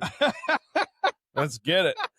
I'm gonna spill beer everywhere. So let's talk about this one for a second. So your fest beer is coming out at the end of September. It's coming out next Saturday. Next Saturday. Yeah, so yeah, it's also the end of September. Okay. More specifically, 1 week from today. I did get a chance to sample this. I think we all. Did we all sample this? We did when we first got here this morning. Right. Yes, right. Yeah. Beautiful beer. Oh, it looks good. It tastes great. The nose is awesome. It's not a Marzen, which is the style most people do. Yeah. That little bit like kind of a little bit sweeter, a little bit darker, like amber lager. This is like more traditional fest beer, like very just basically all base malts. It's Pilsner malt, Vienna malt, a little bit of Vienna malt, a little bit of Munich malt, just a soft hand of some honey malt, just to give it like that little bit of melanoid character in the end. But it hits dry, very toasty, very bready, and just a little bit. You get a little bit of that melanoid character. It's really nice in the end. You were talking earlier about the timing of this thing. You coming out. You're not competing for shelf space, right? So you can kind of come out with this a little bit later, kind of how it should be. Yeah, I mean, in a lot of ways. Yeah. I mean, we have the benefit of we're not focused on distribution. We're not in grocery stores. We don't have to fight against when bigger craft breweries start releasing their fest beers earlier and earlier. When you're in that situation, you don't want people to get kind of exhausted of fest beers before yours comes out. So you got to kind of be up on when the big guys are doing it. We don't have to worry about that. So we can kind of come out with it in a more, what a lot of people see as a more appropriate time to drop it. And this year we're going to be doing, Mike's going to be doing homemade brats. So we'll have like a brat, sauerkraut, German potato salad plate. We always have that German potato salad. Yum. So we'll be able to also have like a fun little, just like a little party, nothing big, but have our own little celebration. Dude. And we do have to say the Mike that you're referring to is your partner in crime, who is not here today, right? No. Somebody has to work that trailer. He chose the food life, and he's living the food life. To be fair, this is like one of the first days I haven't been in the brewery. I don't know, 4 months. So it's probably a nice little relief. You're probably wondering kind of what's going on back there, but no. I feel good about it. I trust my crew. I trust the staff. Like I went at it pretty hard last couple weeks. Caught up and ahead on things. So I got nothing to worry about. I can come here and hang out. And I told my girlfriend, I was like, if you want to come for a beer, this is literally the only weekend away we'll get in a long time. Do you feel, as the brewery has started, you feel like you just said you're ahead. You feel like you're on a good pace now. You're kind of. I don't have enough data to find out. Like it's definitely like try to be ahead, but it just kind of spikes in production, and then it's like, okay, well, this week I'm doing paperwork, I'm doing business stuff, record keeping, like had to do all tax filings for the first time this last week, so that was always wearing all the hats. Yeah, well, I mean, it's got to get done, and with the way the food program is right now, like Mike doesn't have a lot of spare time to do that, so and there's a lot of other things around the place that he does that I don't do or don't have time to do. So it's just that balance. I'm more numbers focused anyway. So it comes a little bit more natural to me. And for me, it's more like putting a puzzle together than it is like a big headache of something to do. So I'm fine with that. Yeah. He was talking when I was there last time for lunch. I was just kind of talking to him through the window, and it was same kind of thing. Getting the data, like, I don't know, do I make too much? Do I make, is there enough? That kind of thing. So trying to find that balance. What day's better for this thing than that thing? Yep. So it's you haven't been doing it long enough to get all that data together. Yeah, exactly. And we're a new spot. We haven't even started marketing. Like, we got kind of in at the end of like one of the busier seasons in beer and stuff. So we'll see. It usually takes about a year or so to get any kind of like see usable trends and stuff like that you can work with. But we're doing a pretty good job on keeping up on production, not over or underdoing food. Although like we do run out of brisket really fast on Saturdays and Sundays. But not to put words in your mouth, but do you feel like you've hit the ground running? I think we have. I think we hit the ground running.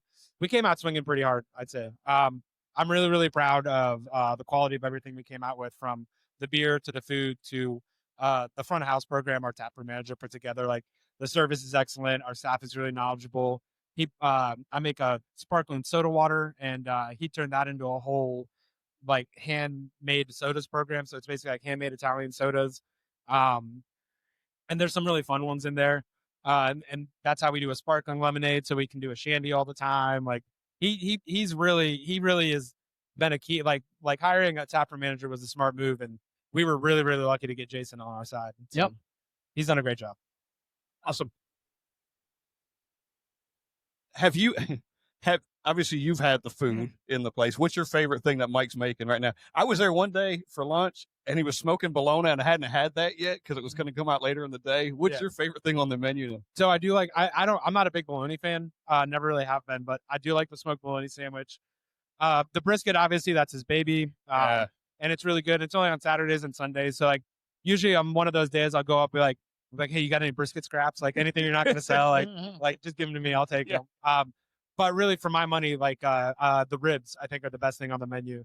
His Memphis style ribs are just out of control. Dude. Yeah, a half rack of those is going to do you good for probably a couple meals. You're not kidding. I went there for lunch. And I was like, I can't eat all this. I literally took ribs to go. Yeah, I mean, they're the big pork spare ribs. So they're not those little dinky, like they got a lot of meat on them, and that meat comes right off. Yeah. If you start at one end, Rich, and they get bigger. Yeah. As you go, you're like, God damn, I got 3 left. Yeah. We've talked, we had Parker on earlier and asked the same question. Like, what does this sort of beer festival mean for you personally and being with your contemporaries here? Well, I mean, part of it is like, like sport with Common John. Like, well, I'd do anything for these guys. So if they ask me to come down here and do a beer festival, I'll do it. And if they tell me they'll pay for a hotel room, I'm definitely doing it. Hell yeah. But it's also good. It's like, it's kind of fun to have a festival like this where, like I was saying earlier, you get to see a lot of the homies you don't always get to see, and get to come out like with our own brand for the first time and come out at this festival, where with some of our, our favorite people, and we're all in a close quarters. Like, a lot of people come out to brew at the zoo, but it's so spread out, it's hard to hit everybody. Like this, we're all under the same tent pretty much, or in a stone's throw of each other. Everyone gets here early, so we always have time to hang out. And then afterwards, the after party afterwards is always a lot of fun, and that's a lot of like camaraderie building and stuff. And I think like here at Common John, like, I mean, this is a destination fucking brewery. Like, absolutely. Like, I always tell people, like, if you're going down towards Manchester, you got to go to Common John. It's like a little piece of heaven. And so being able to like, you see everyone afterwards, party a little bit, just also with as much work as it's been, over the last, time doesn't even exist right now, but over the last forever, it is nice to like let loose a little bit, but be able to represent the brand and like, get our name out there to some people. It's a good point. It's, and we were talking about this a little bit beforehand, because you guys haven't, I think you mentioned you haven't been to a Common John like Beer Fest before, right? But like it has evolved tremendously over the years. I mean, the first Beer Fest to the second one to the third to the last year's, and now this one, like it's all different. I do remember last year they had the tents, but early on in like the initial years of the Beer Fest, like home brewers were on one side, and then it was like kind of, I don't know if there were many vendors there, but breweries were definitely like spread out everywhere. And like if the brewery brought a tent, then there was shade. Beyond that, it was straight out in the sun. So putting everybody together like you guys are definitely, like you said, Chad, you're in close quarters with each other, but like it's shady. It's in a good and bad way, but like it's shady back there, mainly because of Chad. But all the breweries are like next to each other, and you can just hop from brewery to brewery, and there's so much good beer, and you don't have to go very far. And the vendors are outside, kind of like in their own section out here. I didn't necessarily see the home brewers. I guess they're probably on the side. in the middle. Are they in the middle? Yeah, they're kind of in between. Okay. Gotcha. So I like the layout, but I think they still had to bring their own tents. Huh? I think they still had to bring their own tents. Yeah. No, but you're right. This is definitely Common John's a destination brewery in the area, just because like there's nothing else out here. Like there's no other breweries out. Common John's it, but they do such a damn good job at promoting not only just a business but a brewery itself. Like they make really good beer. This is where you want to be, and if you can make it to a beer fest, this is the one you want to go to during the year. Oh, absolutely. It's a testament to Tom and John to be able to reach into Nashville per se, and like everybody in Nashville is here. You know what I mean? Like it's like Well, everyone loves them. Everybody they're loves them. amazing. Yeah. From the first time I've ever was here, I was like, "Fuck, this place is awesome." Yeah, and then you meet any of the guys, you meet any of the people on their crew. From LeBron to Shelby to all the folks that work front of house, back of house, whatever. Like everyone who works here is always great. They're great people. And they're people that like I said, I'll support. I'll do whatever they ask me to. For the within limits, LeBron. So did we talk about what beers you brought today to the festival? We're drinking the unnamed beer, by the way. Oh, we're calling it Stoke Fest. Stoke Fest? Yeah, I love it. That's awesome. It goes in the tradition of my very basic bitch names that I'm doing on everything. Who's going to be the first one to put that in Untapped? Tomorrow, probably. I think Mitch is doing it right now. Go ahead and get that in there. Typing away. So we've got Stoke Is it Fest. 2 words or 1? Whatever. We're only It's almost whatever halfway Mitch wants through. it to be. Yeah, I'm the first. It depends one. on. I'm the commander. Yeah, once I put it on the menu, it depends on how far I space the letters out. Leading it out. How much beer Chad's had to drink that day depends on how many words Stoke Fest is. It could be 3. We don't know. Chad will see it tomorrow. He's like, "Fuck It's you, like it's how long can I different." be on this ladder? So what else you got? What else you got pouring today? Stoke So Fest. we're rolling some of the other year-round stuff. So we've got Premium, the hazy IPA, Yeah. all Citra and Motueka. We've got Reserve, the West Coast, which is Citra Idaho 7, Centennial, and Simcoe. We're rolling the Signature, which is our dark English ale that we use a soft hand to smoke malt. We smoke all the malt in the house. So it's Tennessee barley smoked on Tennessee hickory, which is pretty cool. And then we're rolling fest beer. Hell yeah. Your beers are, I would call I them. got a couple other special Yes, things in here. please. I got some stuff for the homies. So I sent Chad the picture that I created in Photoshop For which one? for the recording we did, Yeah. and I think that's what we're gonna run with, right? Okay. yeah, go for it. I shared with you guys as Although, well. Yes, you did. That ashtray got broke. No, I know. What? We had to go to traditional black ashtrays. Fuck, dude, Yeah. that was such a sick ashtray. Yeah, I know. The other day I saw I was like, something's different out here. I was like, oh, the big red lips are not sitting on that Man, cooler unit. I loved it. And I was like, what happened? I was Man. like, what happened to the lips? And someone was like, oh, they got knocked over and broken. It's like, oh, Damn. fuck. It was a great picture. I It did see the happened. picture. It It was great. Yeah, well, now it's forever etched into history. Yeah. Yeah. I mean, those are the kind of things that are good. Things like that are just going to happen. Sure. You know, it's When is that episode coming out, by the way? So the plan is actually so we're going to wait for this one. The plan is going to be next Thursday. So not this coming Thursday, but it'll be the following Thursday. Okay. That we're going to Nice. drop so. And we did verify that Chad's mic is working this morning Yep. beforehand. So if you look over there, there's nothing muted, and you can see green bars coming out of Chad's Yeah, mic. how many tries did it take this time? Huh? How many tries did it take this time? 0. we're rolling We right now. learned. Whether or not we need it, this is what we're rolling with. Okay, so What do you got in front of you? I thought I grabbed an original as well, but apparently I grabbed the wrong thing. But I also have one of the classics. I love the classic. Classic That's is one of our pub beer. It's for people in the know, it's an ESB, but if you call it an Yeah. ESB, people won't buy it in this market. Yeah. So As you're talking about this one's all for you guys to share. It's so good. Thank you. This Talk is about your beers in general. Like you are traditional style beers, right? Yeah, I'm rooted very much in traditional styles. We like to have fun with some stuff as well, but I mean, classics are classics for a reason. ESB, Fuller's ESB was one of the beers that got me into beer. I've always loved brewing English beers, so like I have a very English heavy, beer program. I love brewing lagers and I love drinking lagers and all kinds. So, and I like doing proper lagers, lager properly. So being so young, we don't have too stacked of a lager game right now, but it's building. We've got the Fest beer coming out next week. The original is our Tennessee lager, Tennessee barley, Tennessee corn, puff jasmine rice. Oh, I've got a Baltic porter going on right now. That's going to go into a 1792 bourbon barrel that I got from the liquor store next door. Or half of it's going to go into that. I just did a little, I got a little 3.5 barrel.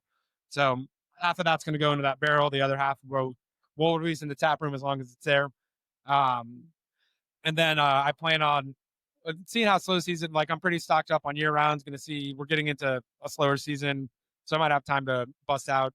But I love my German Pilsner, my Italian Pilsner, beers like that. So, we'll get there. But a lot of, going to be crispy, refreshing beers, good to eat food with, things that aren't going to fill you up too much. So you can eat more food and drink more beer. So kind of where we're at with it. Yeah. Is that not the trend of beer right now too? Craft beer, just traditional styles. People are just loving traditional beers. I think we're starting to see that pendulum swing back that way. It's always kind of been my approach and the way I like to do it.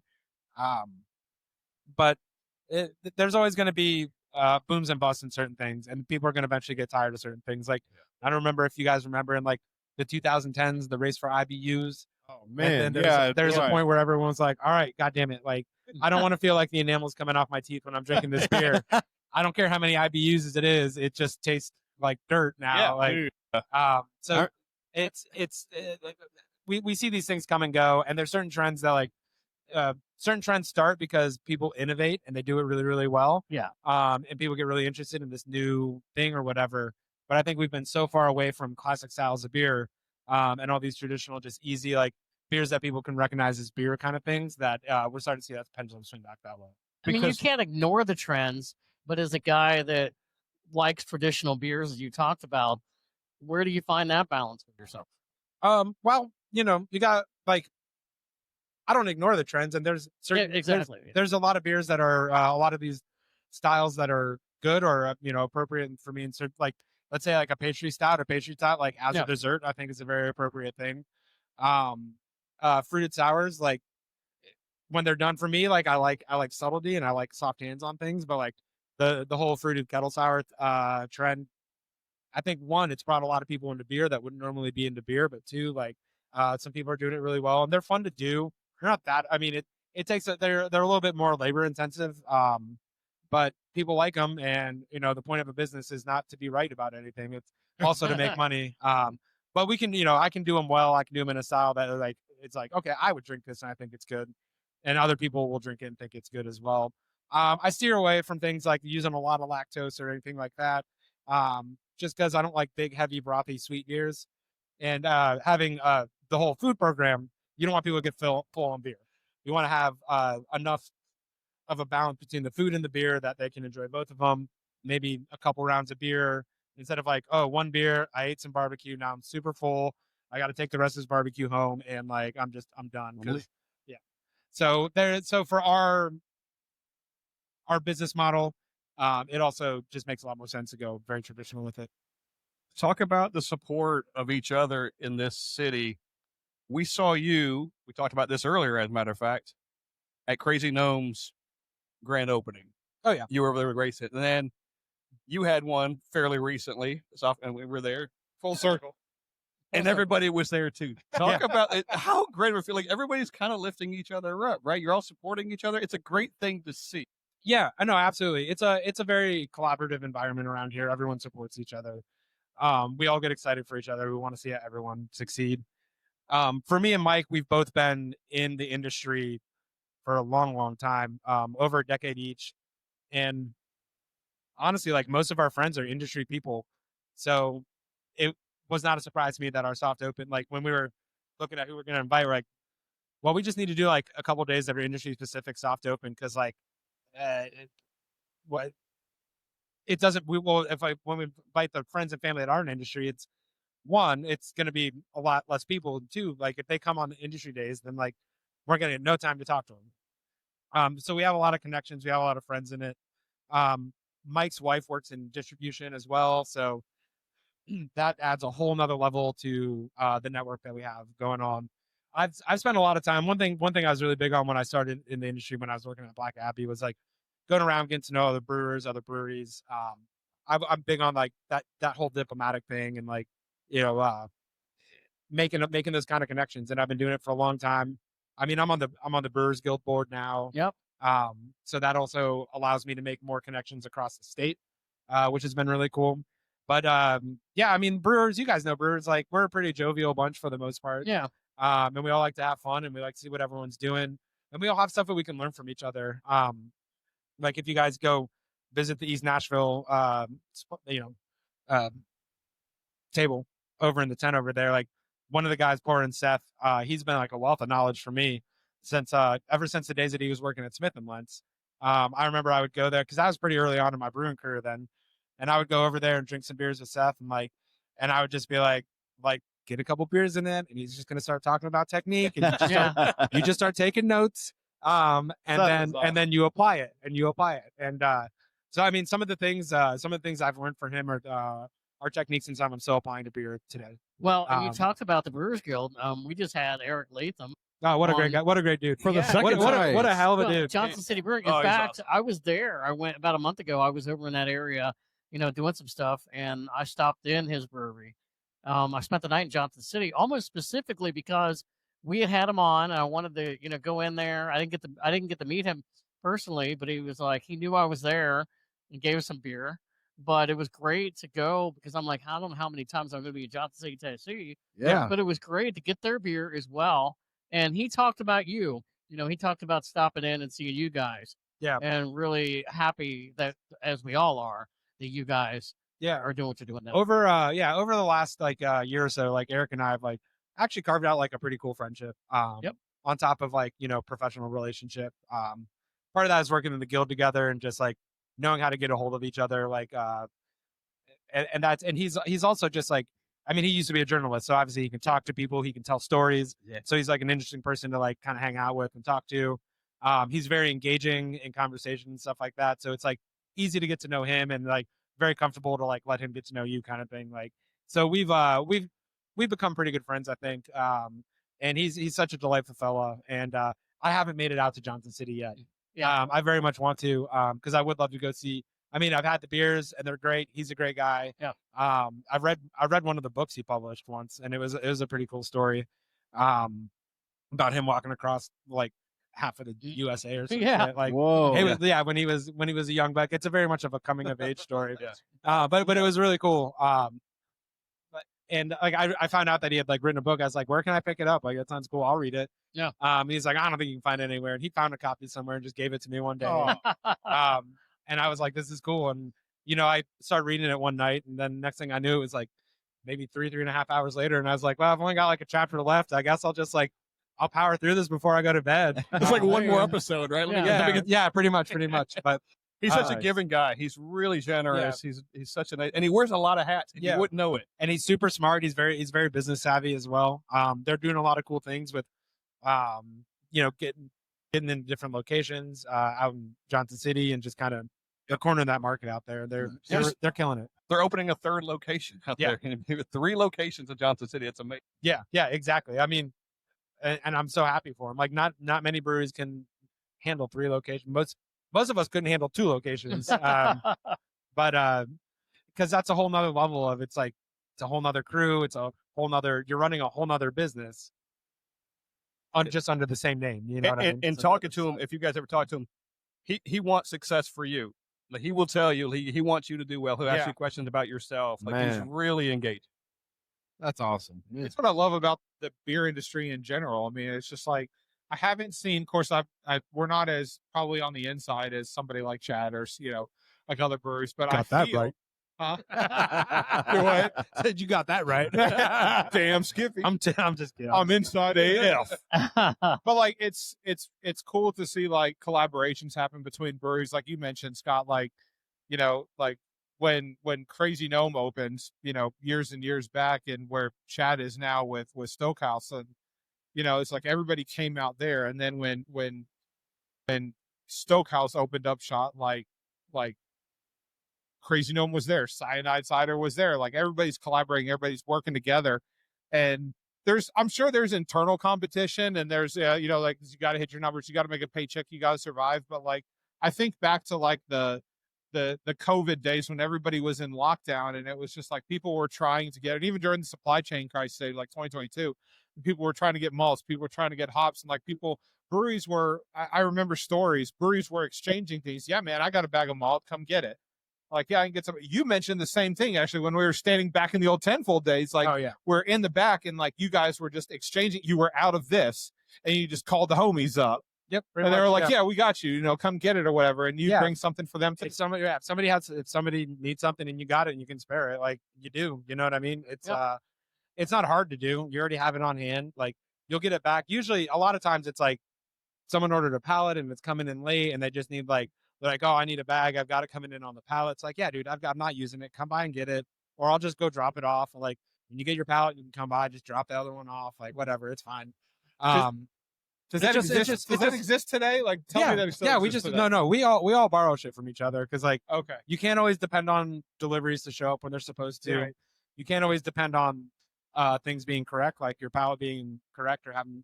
Most of the time it is, but sometimes mistakes happen, you know. And you can't always depend on yourself to remember to order everything you need for the week. And sometimes you're like, okay, I'm short, like, and I need to brew this beer. Hey, you know, like hey, call up Mitch at East Nashville Beer Works. Hey, man, you have a bag of Citra I can borrow? Like, I'll get you back in a week when mine come in. Right. Yeah, dude, of course. Like, Man, Mitch is such a good guy. Other Mitch. Other Mitch. We're not talking about you. No, I accidentally ran into him thinking he was someone else at the last festival. Oh, man. Mitch had a few drinks. Put your hand on it? Yeah, dude. I walked up and I was just like, hey, man, nice jacket. His shoulders. Hey now. This guy turns around like, Dude, he was a good sport. He rolled with it. Yeah. I was like, shit, I'm sorry. I don't know who you are. Little did you know you guys had the same name. And so it became known that we know another Mitch. Yeah. It's awesome. Mitch, he's such a Mitch good actually, guy. Mitch organizes a whitewater rafting trip up on the Upper Gully every year, and it's usually a lot of brewers that go. I went for a couple years. That's and then awesome. Started doing that, started getting this thing planned out, and then there's a point where I was like, I don't have time to do shit like that. Like it's fun, but it's scary. It's fun, but yeah, he's a great guy, and he's one too that like if you ever need anything, he's one of the first people. It's like him.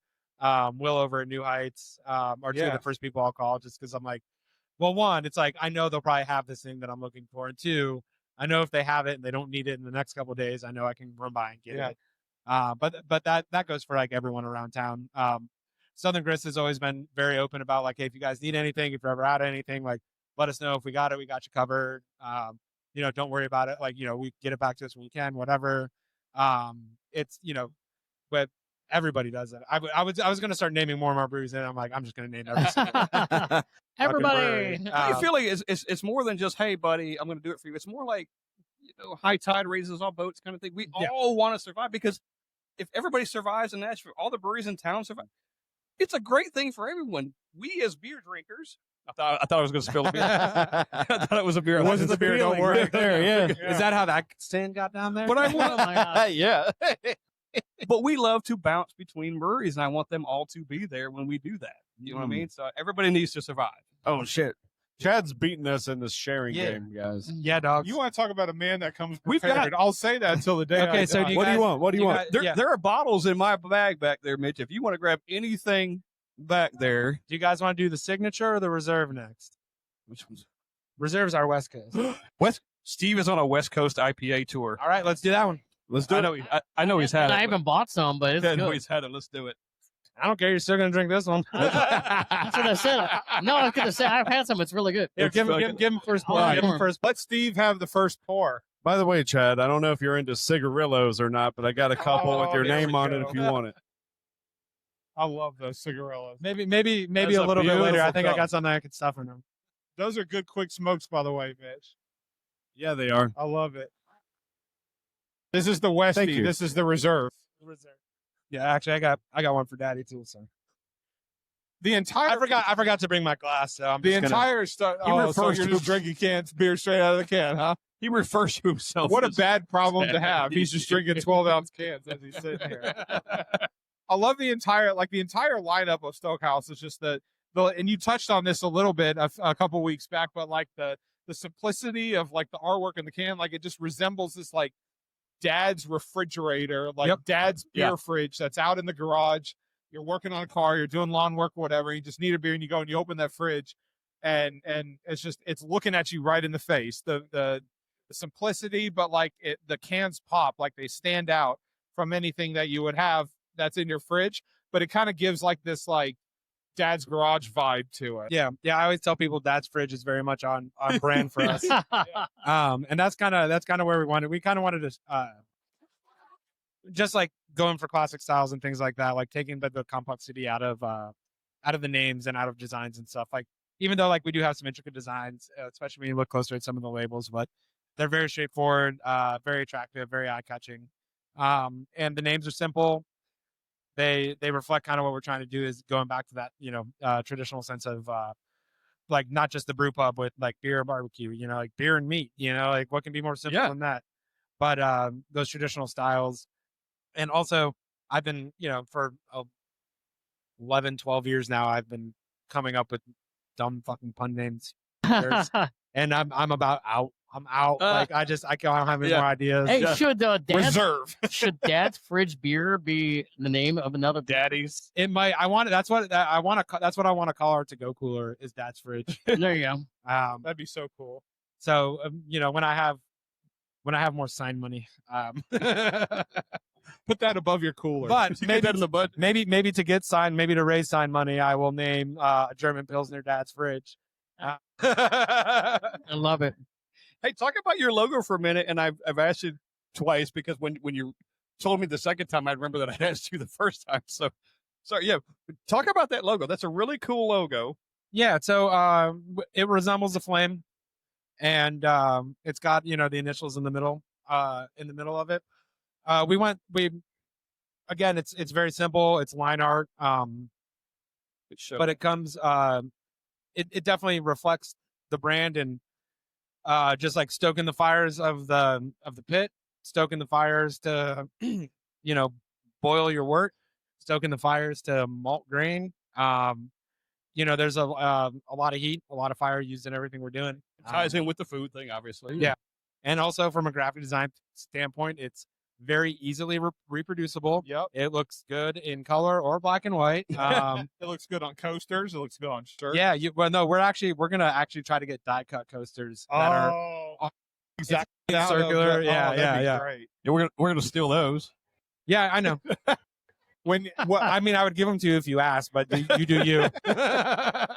I'm gonna need the special coaster, please. I want that if they're cardboard, that's fine. Like the freebie coasters, but like if they had the marble ones or like the metal, like the heavy ones that you can just like put a can down, it just goes clink. Like that would be awesome. What is life like in your ivory tower with your marble coasters? You're talking to a guy that spends all this money on baby formula these days and Tavours. That's true. I'm more like reminiscing of times past. And by the way, Chad, if you haven't yet, you need to get a Stoke Haus hand carry. Yeah. Oh, that'd be awesome. So right here, right next to us, they've got. You got a sticker on you? The joy of pancakes. So these right here, actually, these are pancakes that they handmade for us with our logos on. That's wild. Give them a sticker, they'll do it. Insane to be able to get a pancake that you could preserve. I mean, the fly loves the pancake. Fuck this fly. Get the fuck. Fuck that fly. Shoot fly. There's I mean, a song in there. We're outside, so we're in his world, right? That's true. We're outside with pancakes and sticky sweet beers. No, we're in John's world. This isn't the fly's world. This is common John's That's right. world. They can have anything around the fenced-in area out there. This is our space. Don't take away from that. No, that fly ain't hearing you. No, he don't care. He really don't care. We're trying to preserve those pancakes, and that goddamn fly's eating it. The reserve.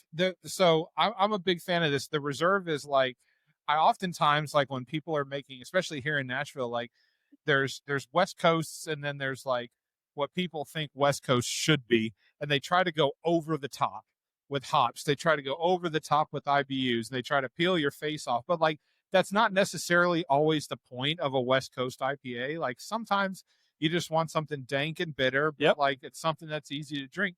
I like the Reserve because it doesn't go like the point is not to peel your face off with what you said was IBUs are a fake number anyway. Right. Yeah. So, Steve, in your West Coast IPA tour, Yes. how was this in compare? Not even a rating, just how was compares into like what Rich just said? Like, is it bitter or less bitter? Does it peel your face off compared to some of the others? Like, It definitely doesn't peel my face off. no, Still has his No. face. it is. No. His No, face is still in My, I fa- see my, it. my face is still here. Yeah. Like, Say It's that lovely. louder. Say that louder for my insurance company. His face is still inside. No My faces are being still peeled here. today.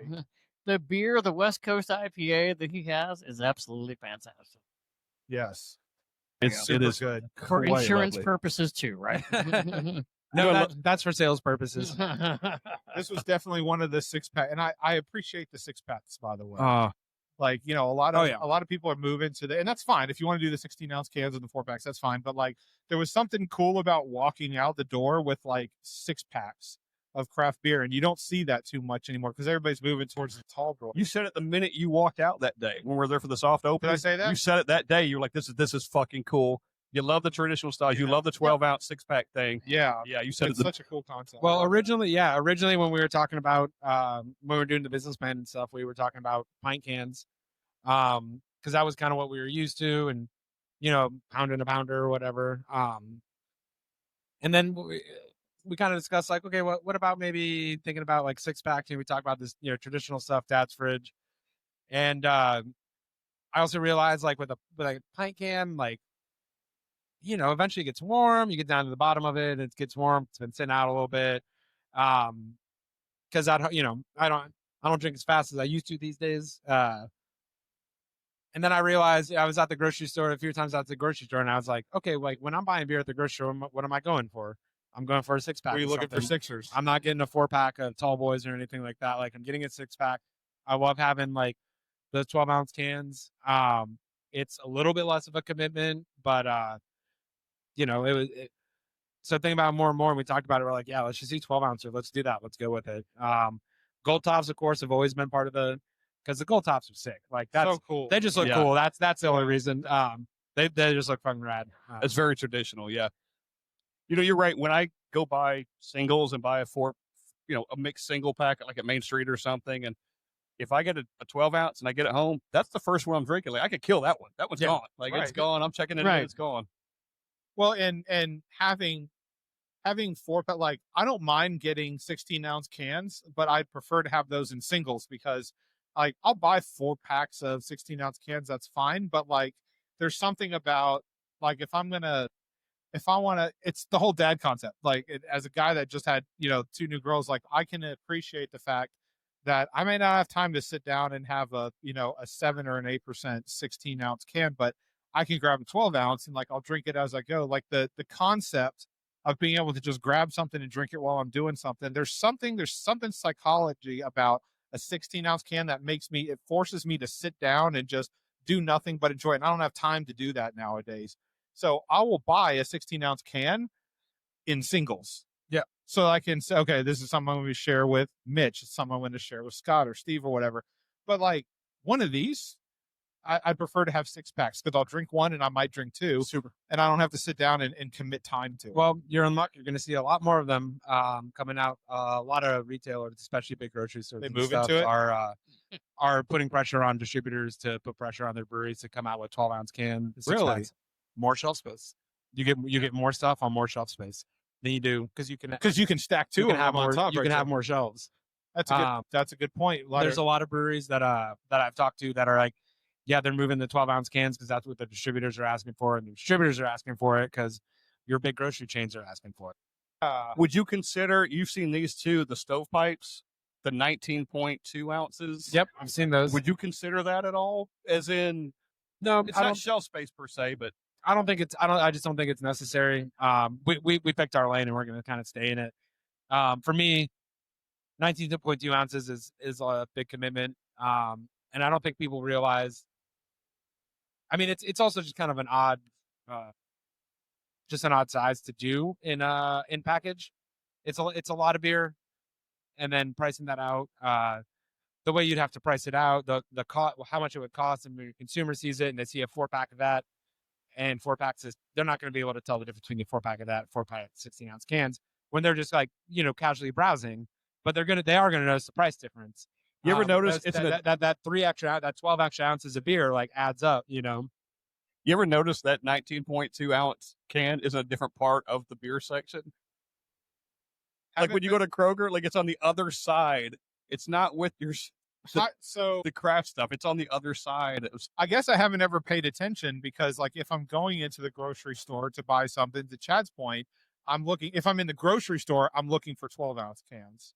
So I guess I fit the profile of what distributors are asking for because I'm looking for 12-ounce cans inside a grocery store. If I'm going to a beer store, I'm looking for singles. Yeah. And I'm looking for 16-ounce cans. Yep. I don't ever remember looking for something in it. I'll see it and I go, damn, that's a lot of beer. And then I'll move on and look for the 16-ounce cans. I don't find myself gravitating towards the 19.2 ounce can. I just don't. The one benefit of it is like you can buy a can for like $3. Yeah. Like if you want to get like, hey, 19.2 is going to do it for me. Yeah. And I could spend How $3. many places do you find It's that like- though? Kroger. I'm telling Yeah. Kroger has 19.2 ounce cans. but it's on the he's other buying steel reserves.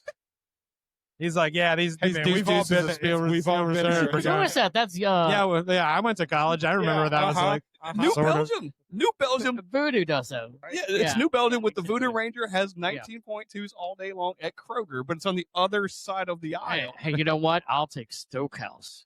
Which I'm going to take Stoke Haus. Just saying. Just I saying. don't think you're going to find them in 19.2. I don't I want know, you but guys. I'm just saying. I don't I'm want you to just go to saying. 19.2 for the Yeah, No, we're- but you can we're doing a buy comparison. Old Stoke House packaged beers right at the location at 948 Main Street. There We we also go. have barbecue, and it's great. It's fantastic. God, the brisket there is amazing. Oh my god! And the It's- mac and cheese is so great. Hey, what beer's open that I don't I have think in my glass? we killed the reserve. Okay, well, let's open this signature. We finished the classic. We This killed is the reserve. one. The signature is the one where we smoked the malt that goes in the smoke malt that's in there.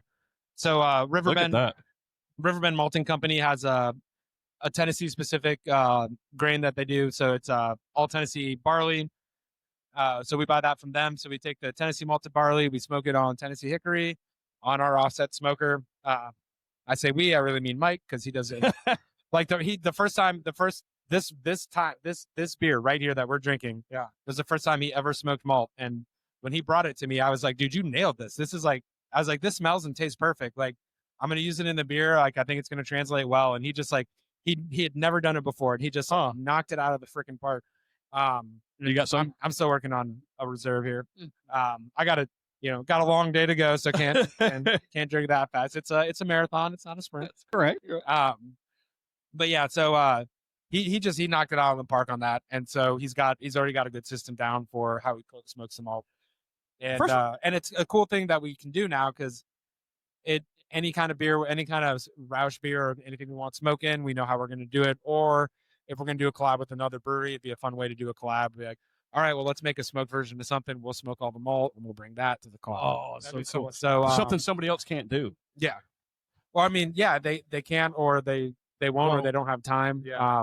I mean, not that Mike has a lot of time, but he makes the time to. I mean, because the cold smoking of this doesn't really take that long.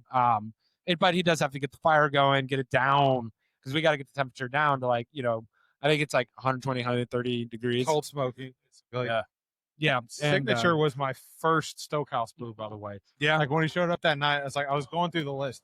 By the way, It is my signature recipe.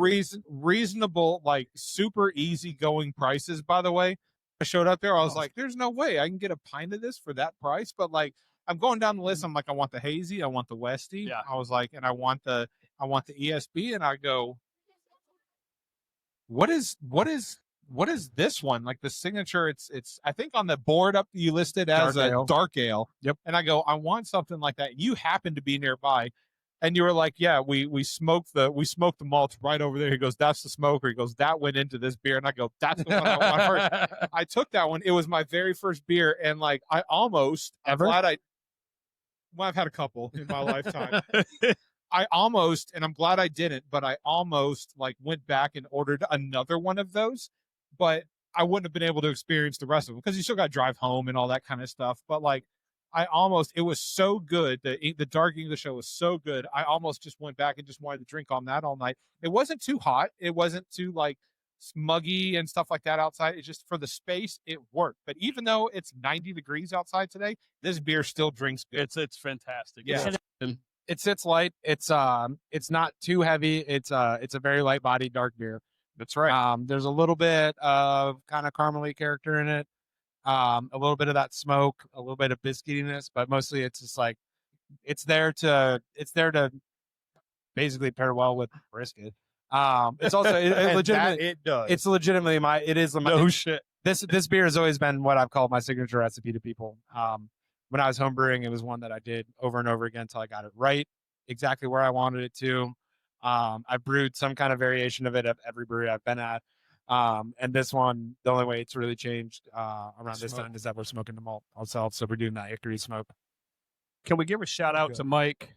Yeah, We've mentioned his name a couple Shout times. out to Not Mike. just for this beer, for what he's doing. You guys are fucking That's killing what I it. said earlier. The mic that we You were and talking Mike, about. oh God, Mike, you're killing it, buddy. Yeah, Mikey Morbitzer. I know you're slammed on the trucker right now because it's 3:00 on brisket day. Yeah. But Chad just over here sitting. no, he's just drinking beer. Yeah, I asked him a few weeks well, ago. I'm promoting the business. Thank you very much. Chad's working too. He's really Scott. Chad's out here yes, working yes, he too. is. Yes, he It's is. called networking, Yeah. and it's what professionals do. That's Yeah. professional. Somebody's got it. when I came out a couple of weeks ago and saw you guys, I asked him, I'm like, "Are you going to be there?" He's like, "No." And you came over, probably talked to me for like a half hour, and I'm like, "I know you got a brew," I'm like, "Oh, but still kind enough to You talk." know, to you. it's the price you got to Yeah. pay, right? You got to come all the way out here. It's for the business. It's an easy price to pay. Another reason I like doing beer festivals put on by brewers is because they pay for beer. There you go. So is that how this one works? Because there's other breweries where, like, I think with the Pred's Beer Fest, the breweries are donating the beer. Right, but I think in some of them, other beer fests, they're paying for the kegs. Like so they're buying yeah, them from- Pretz Fest and Brew at the Zoo are both those are both donations. Like, but the proceeds for Pretz Fest go to the Pretz Foundation, which is a really cool. Okay, foundation. okay. And the proceeds that Brew at the Zoo go to the zoo. So you guys Which don't is- mind which we us also, doing that like, as brewery. Yeah, Nashville has a really dope zoo. Uh-huh. So those are two that I don't mind doing a donation for. Right. You do get a lot of people that are like, "Oh, we're basically having this party, or we're throwing a festival that we're going to make a shit ton of money on," and like, well, we're looking for donations, and it'll promote your brand. And it's like, I'm not doing that. Like, I'm not going to make you a bunch of money just to, not get any return on it whatsoever, because people like to overstate how much, you being at whatever festival they're doing or whatever celebration they're doing is going to benefit you. But I've been in this game long enough to know, like, if it's for a good cause and a cause that I like, that we would love to support, then I'll absolutely do it 100%. But if it's just some jackass trying to make extra money, I'm not really like into doing like it's not just the money, but it's also my time. It's my time. It's like opportunity cost. it's like whoever comes to help me pour beer, it's their time too. It's time to package a beer. It's time to set up for it. It's not just, you don't just show up. Like, you got to prep for all this stuff. So, in a lot of ways, it just is not a lot of donation based festivals. And good. The people that put on the best festivals are not the people doing that stuff. They're the ones that are like, if they're asking for a donation, it's for like a really legitimate good cause. Otherwise, they're saying, send us an invoice beforehand. Here's what the budget is. Blah blah blah blah. They're putting their money where their mouth is. Basically. Well, yeah, I mean, yeah, and you gotta like beer do cost, and yeah. and like people that put on the good festivals know like, beer do cost, and so there's a lot of, there's not as much like you're always gonna get requests. Like, anytime you open a business, you're gonna get requests from people for free things. They're like, oh. And I swear to God, they're all writing these emails with AI because they're all exactly the fucking same. Like, oh, I'm so excited. I was so excited to hear about your business opening. I'm really into barbecue and beer. Anyway, We hope this email finds you well. yeah, that's a big one. So like, so if I can read 3 lines and know that like ChatGPT wrote your fucking spam email, then like, I'm going to ignore you no matter how many times you send me that email. That's funny. And if you send it to me 2 or 3 times, I'm just going to like report you as spam and then be on. You're also like, fucking ask me why you're at the brewery drinking my beer. Yeah. Eating my Yeah. food. Come here and buy some shit and then tell me. Like, yeah. that's the thing. Yeah, there's a difference between that because we get a lot of salespeople that come by too, and like there's a difference between salespeople that come in and take up your time. There's a difference between salespeople that like will buy stuff and take up your time. Yeah, we want to be consumers at the same time. Hey, we really do kind of like us. We appreciate you and you coming on. But we're going to drink your shit anyway. Yeah. We're going to do it anyway and have your Well, stuff. I am kind of forcing y'all to right now. I did bring a whole mini cooler. I mean, I had a plan for other things, but since you kept busting them, Yeah, dog. I told you I come correct. man, he walked up with his own cooler, which is amazing. He's really treated us well. Honestly, it is. It was also like we had an overflow cooler because I couldn't fit all the beer. Like I thought my cooler I could fit, all the beer I brought in it with ice, and that wasn't true. So we had a little bit of an overflow cooler, but I also always bring stuff for I always have I call it like I have a cellar for the homies at every festival. Yeah. Just some other stuff that may not be on the menu or like something special that like we're not necessarily pouring here or something that we're running low on that like I'm like earlier there was a woman at our table and she was talking about I forget their name. It's a newer brewery in Chattanooga, and she was like, they do really great beer. And they're doing all these traditional styles. They're doing all these older styles, and I was like, well, that's like how we're kind of rooted in like tradition, like we're all talking earlier. And she's like, that's what I want. That's what I love. And that's what I like, in beer and about beer. And I was like, okay. I was like, hold on a second. I was like, and I didn't even say pub beer. I was like, do you like ESB? She's like, ESB is one of my favorite. I was like, all right, hold on. Got some I was for like, you. I've got a secret stash over here. Hold on a second.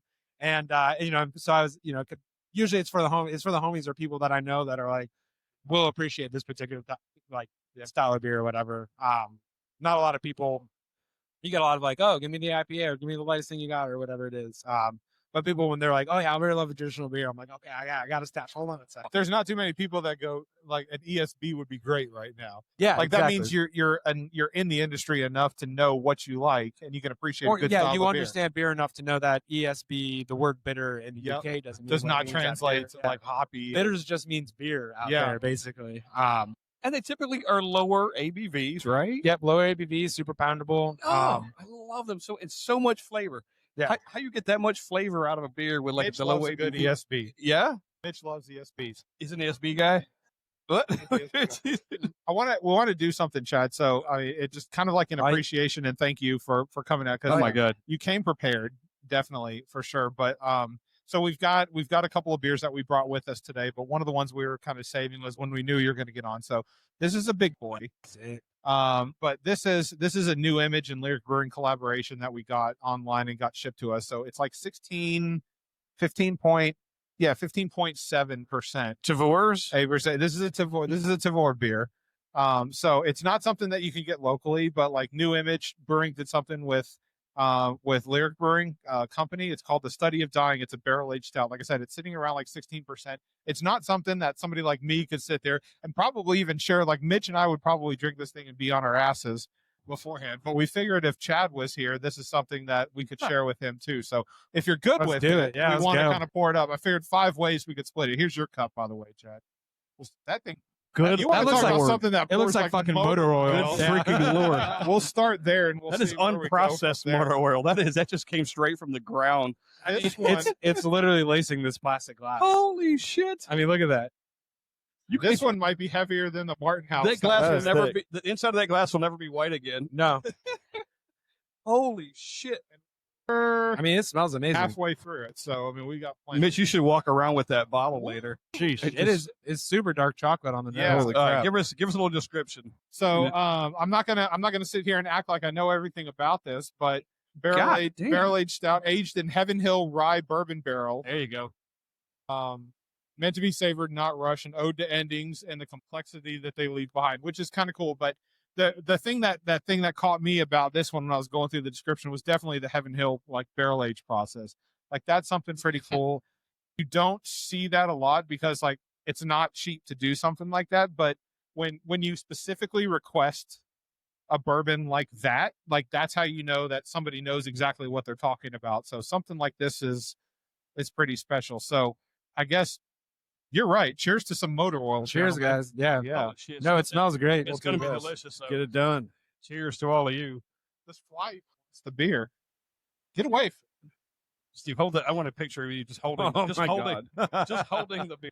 God damn The it. mouthfeel on that is like marshmallow. Lovely. Yeah, it sticks It's like- behind you. Yeah, it's like when you let a marshmallow dissolve in your mouth. Look at that. Like That's what the mouthfeel on that is like. Yeah. But look at this plastic glass. Like it's just Whoa, let me see that. it just absolutely coated Let the me see inside of that that whole skull. thing. It's gonna Disintegrate the cup. It's gonna got some eat, legs. Mitch, look at what's leaving behind there in the glass. Like that thing. it's gonna eat through the glass or the cup. I won't be in there that long. That's what's gonna go That's what I inside. like. That's my Chad right there. That's my man. It's not gonna be in there that long. Don't worry about it. No, this is really good. Chocolatey, like it's again that marshmallowy texture. Like get a little bit of that pepperiness out of the rye.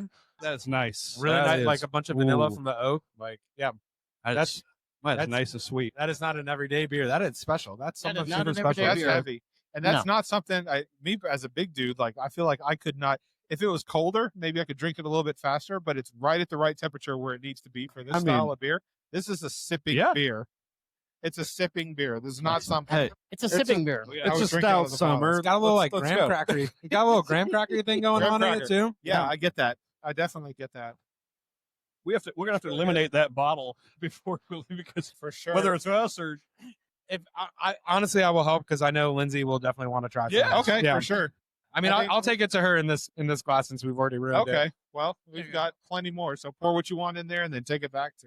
There you go. guys, I have there's been background music the whole time, and when fucking Rocky Top shows up, God damn it! Uh-oh. Oh, Mitch, dog, dude, dude. Damn it. Right on the All over the sweat. stickers. Damn. The stickers got flavor now. Now we can't sell them. Oh, You know what? That's actually, it's also, that beer is spreading out on the table a lot slower than a normal beer would. Honestly, you're not wrong. Like, Yeah, the it thing was just like, and it just I was stayed like, there. I was like, yeah, is it even moving? Like, do we It's need to not. rush to get a towel? No, we've got time. Oh, which by the way, I got, Look at Chad. you guys can have that one. You don't want that one back? My gift to you. Chad, man, I have plenty. this. By the way, this is an experience, man. To be able to sit down with people like you guys in the industry is always a fun time. And at Common John Beer Fest too, it's like, and I've said it before, and I'll keep saying it. Like the Common John Beer Festival is the beer festival of the year to go to, especially in the area, because number one, like you don't have to travel to Nashville in order to get. So you don't have to fight a bunch of like I don't. You have to fight to leave Nashville, I'm sure, but it's out here. There's not a lot of traffic, but it's so open. And to have, all the great breweries here and home brewers and vendors and things like that, like this is the place Tons to of be on a parking. Saturday. Tons of parking, Has unlike parking. Nashville. You don't have to pay for parking here. No paying for parking. No. A ton of parking. Oh, Rich, when I picked Steve up, it was like, and you never see this in Nashville. 40 miles, 40 minutes. I That was never it. see that. No I traffic. never see that. No traffic. It's usually 40 miles, 185 minutes. That's when you start doing the math in your head, and you're like, if I go 3 miles an hour, I'll get there tomorrow. That's about the average. We were on pace. I was like, this was pretty fucking cool. All right, that's how it should be. Yeah, absolutely. So this is an experience, man. We appreciate you. Yeah. you coming on. I appreciate you guys. Yeah. Cheers to you, man. Yeah, It's absolutely. nice, like the craft beer is the thing and is the beast it's become, but it's all the beer nerds and the people like you that are always been the foundation and the core of like the reason that we do what we do and the reason that we're able to do what we do. So like, cheers to you guys as well. Well, thank you. Thanks, Thank you for sir. saying that. It's cyclical because if you Yeah, don't do it, We don't exist. we don't without have a them. thing. Exactly. So we need you guys to keep doing what you're doing. And God damn, you're doing a good job. Yeah. Well, and on that note, come by Stoke Haus Brewing and Barbecue, 948 Main Street in East Nashville. Great place. We Open love at, it. open at 11 o'clock Wednesdays through Sundays. Cheers. Thanks, guys. If you're a lot, scared to Chad. come along, we'll come with you. There we go. So cool, man. I love the concept. It's so good. Chad is always great. Having Chad, just even in person, talking with Chad, like virtually, in person, whatever. Oh, he's got the microphone with him there too. We're gonna take a break and then we'll be right back. Oh, yeah.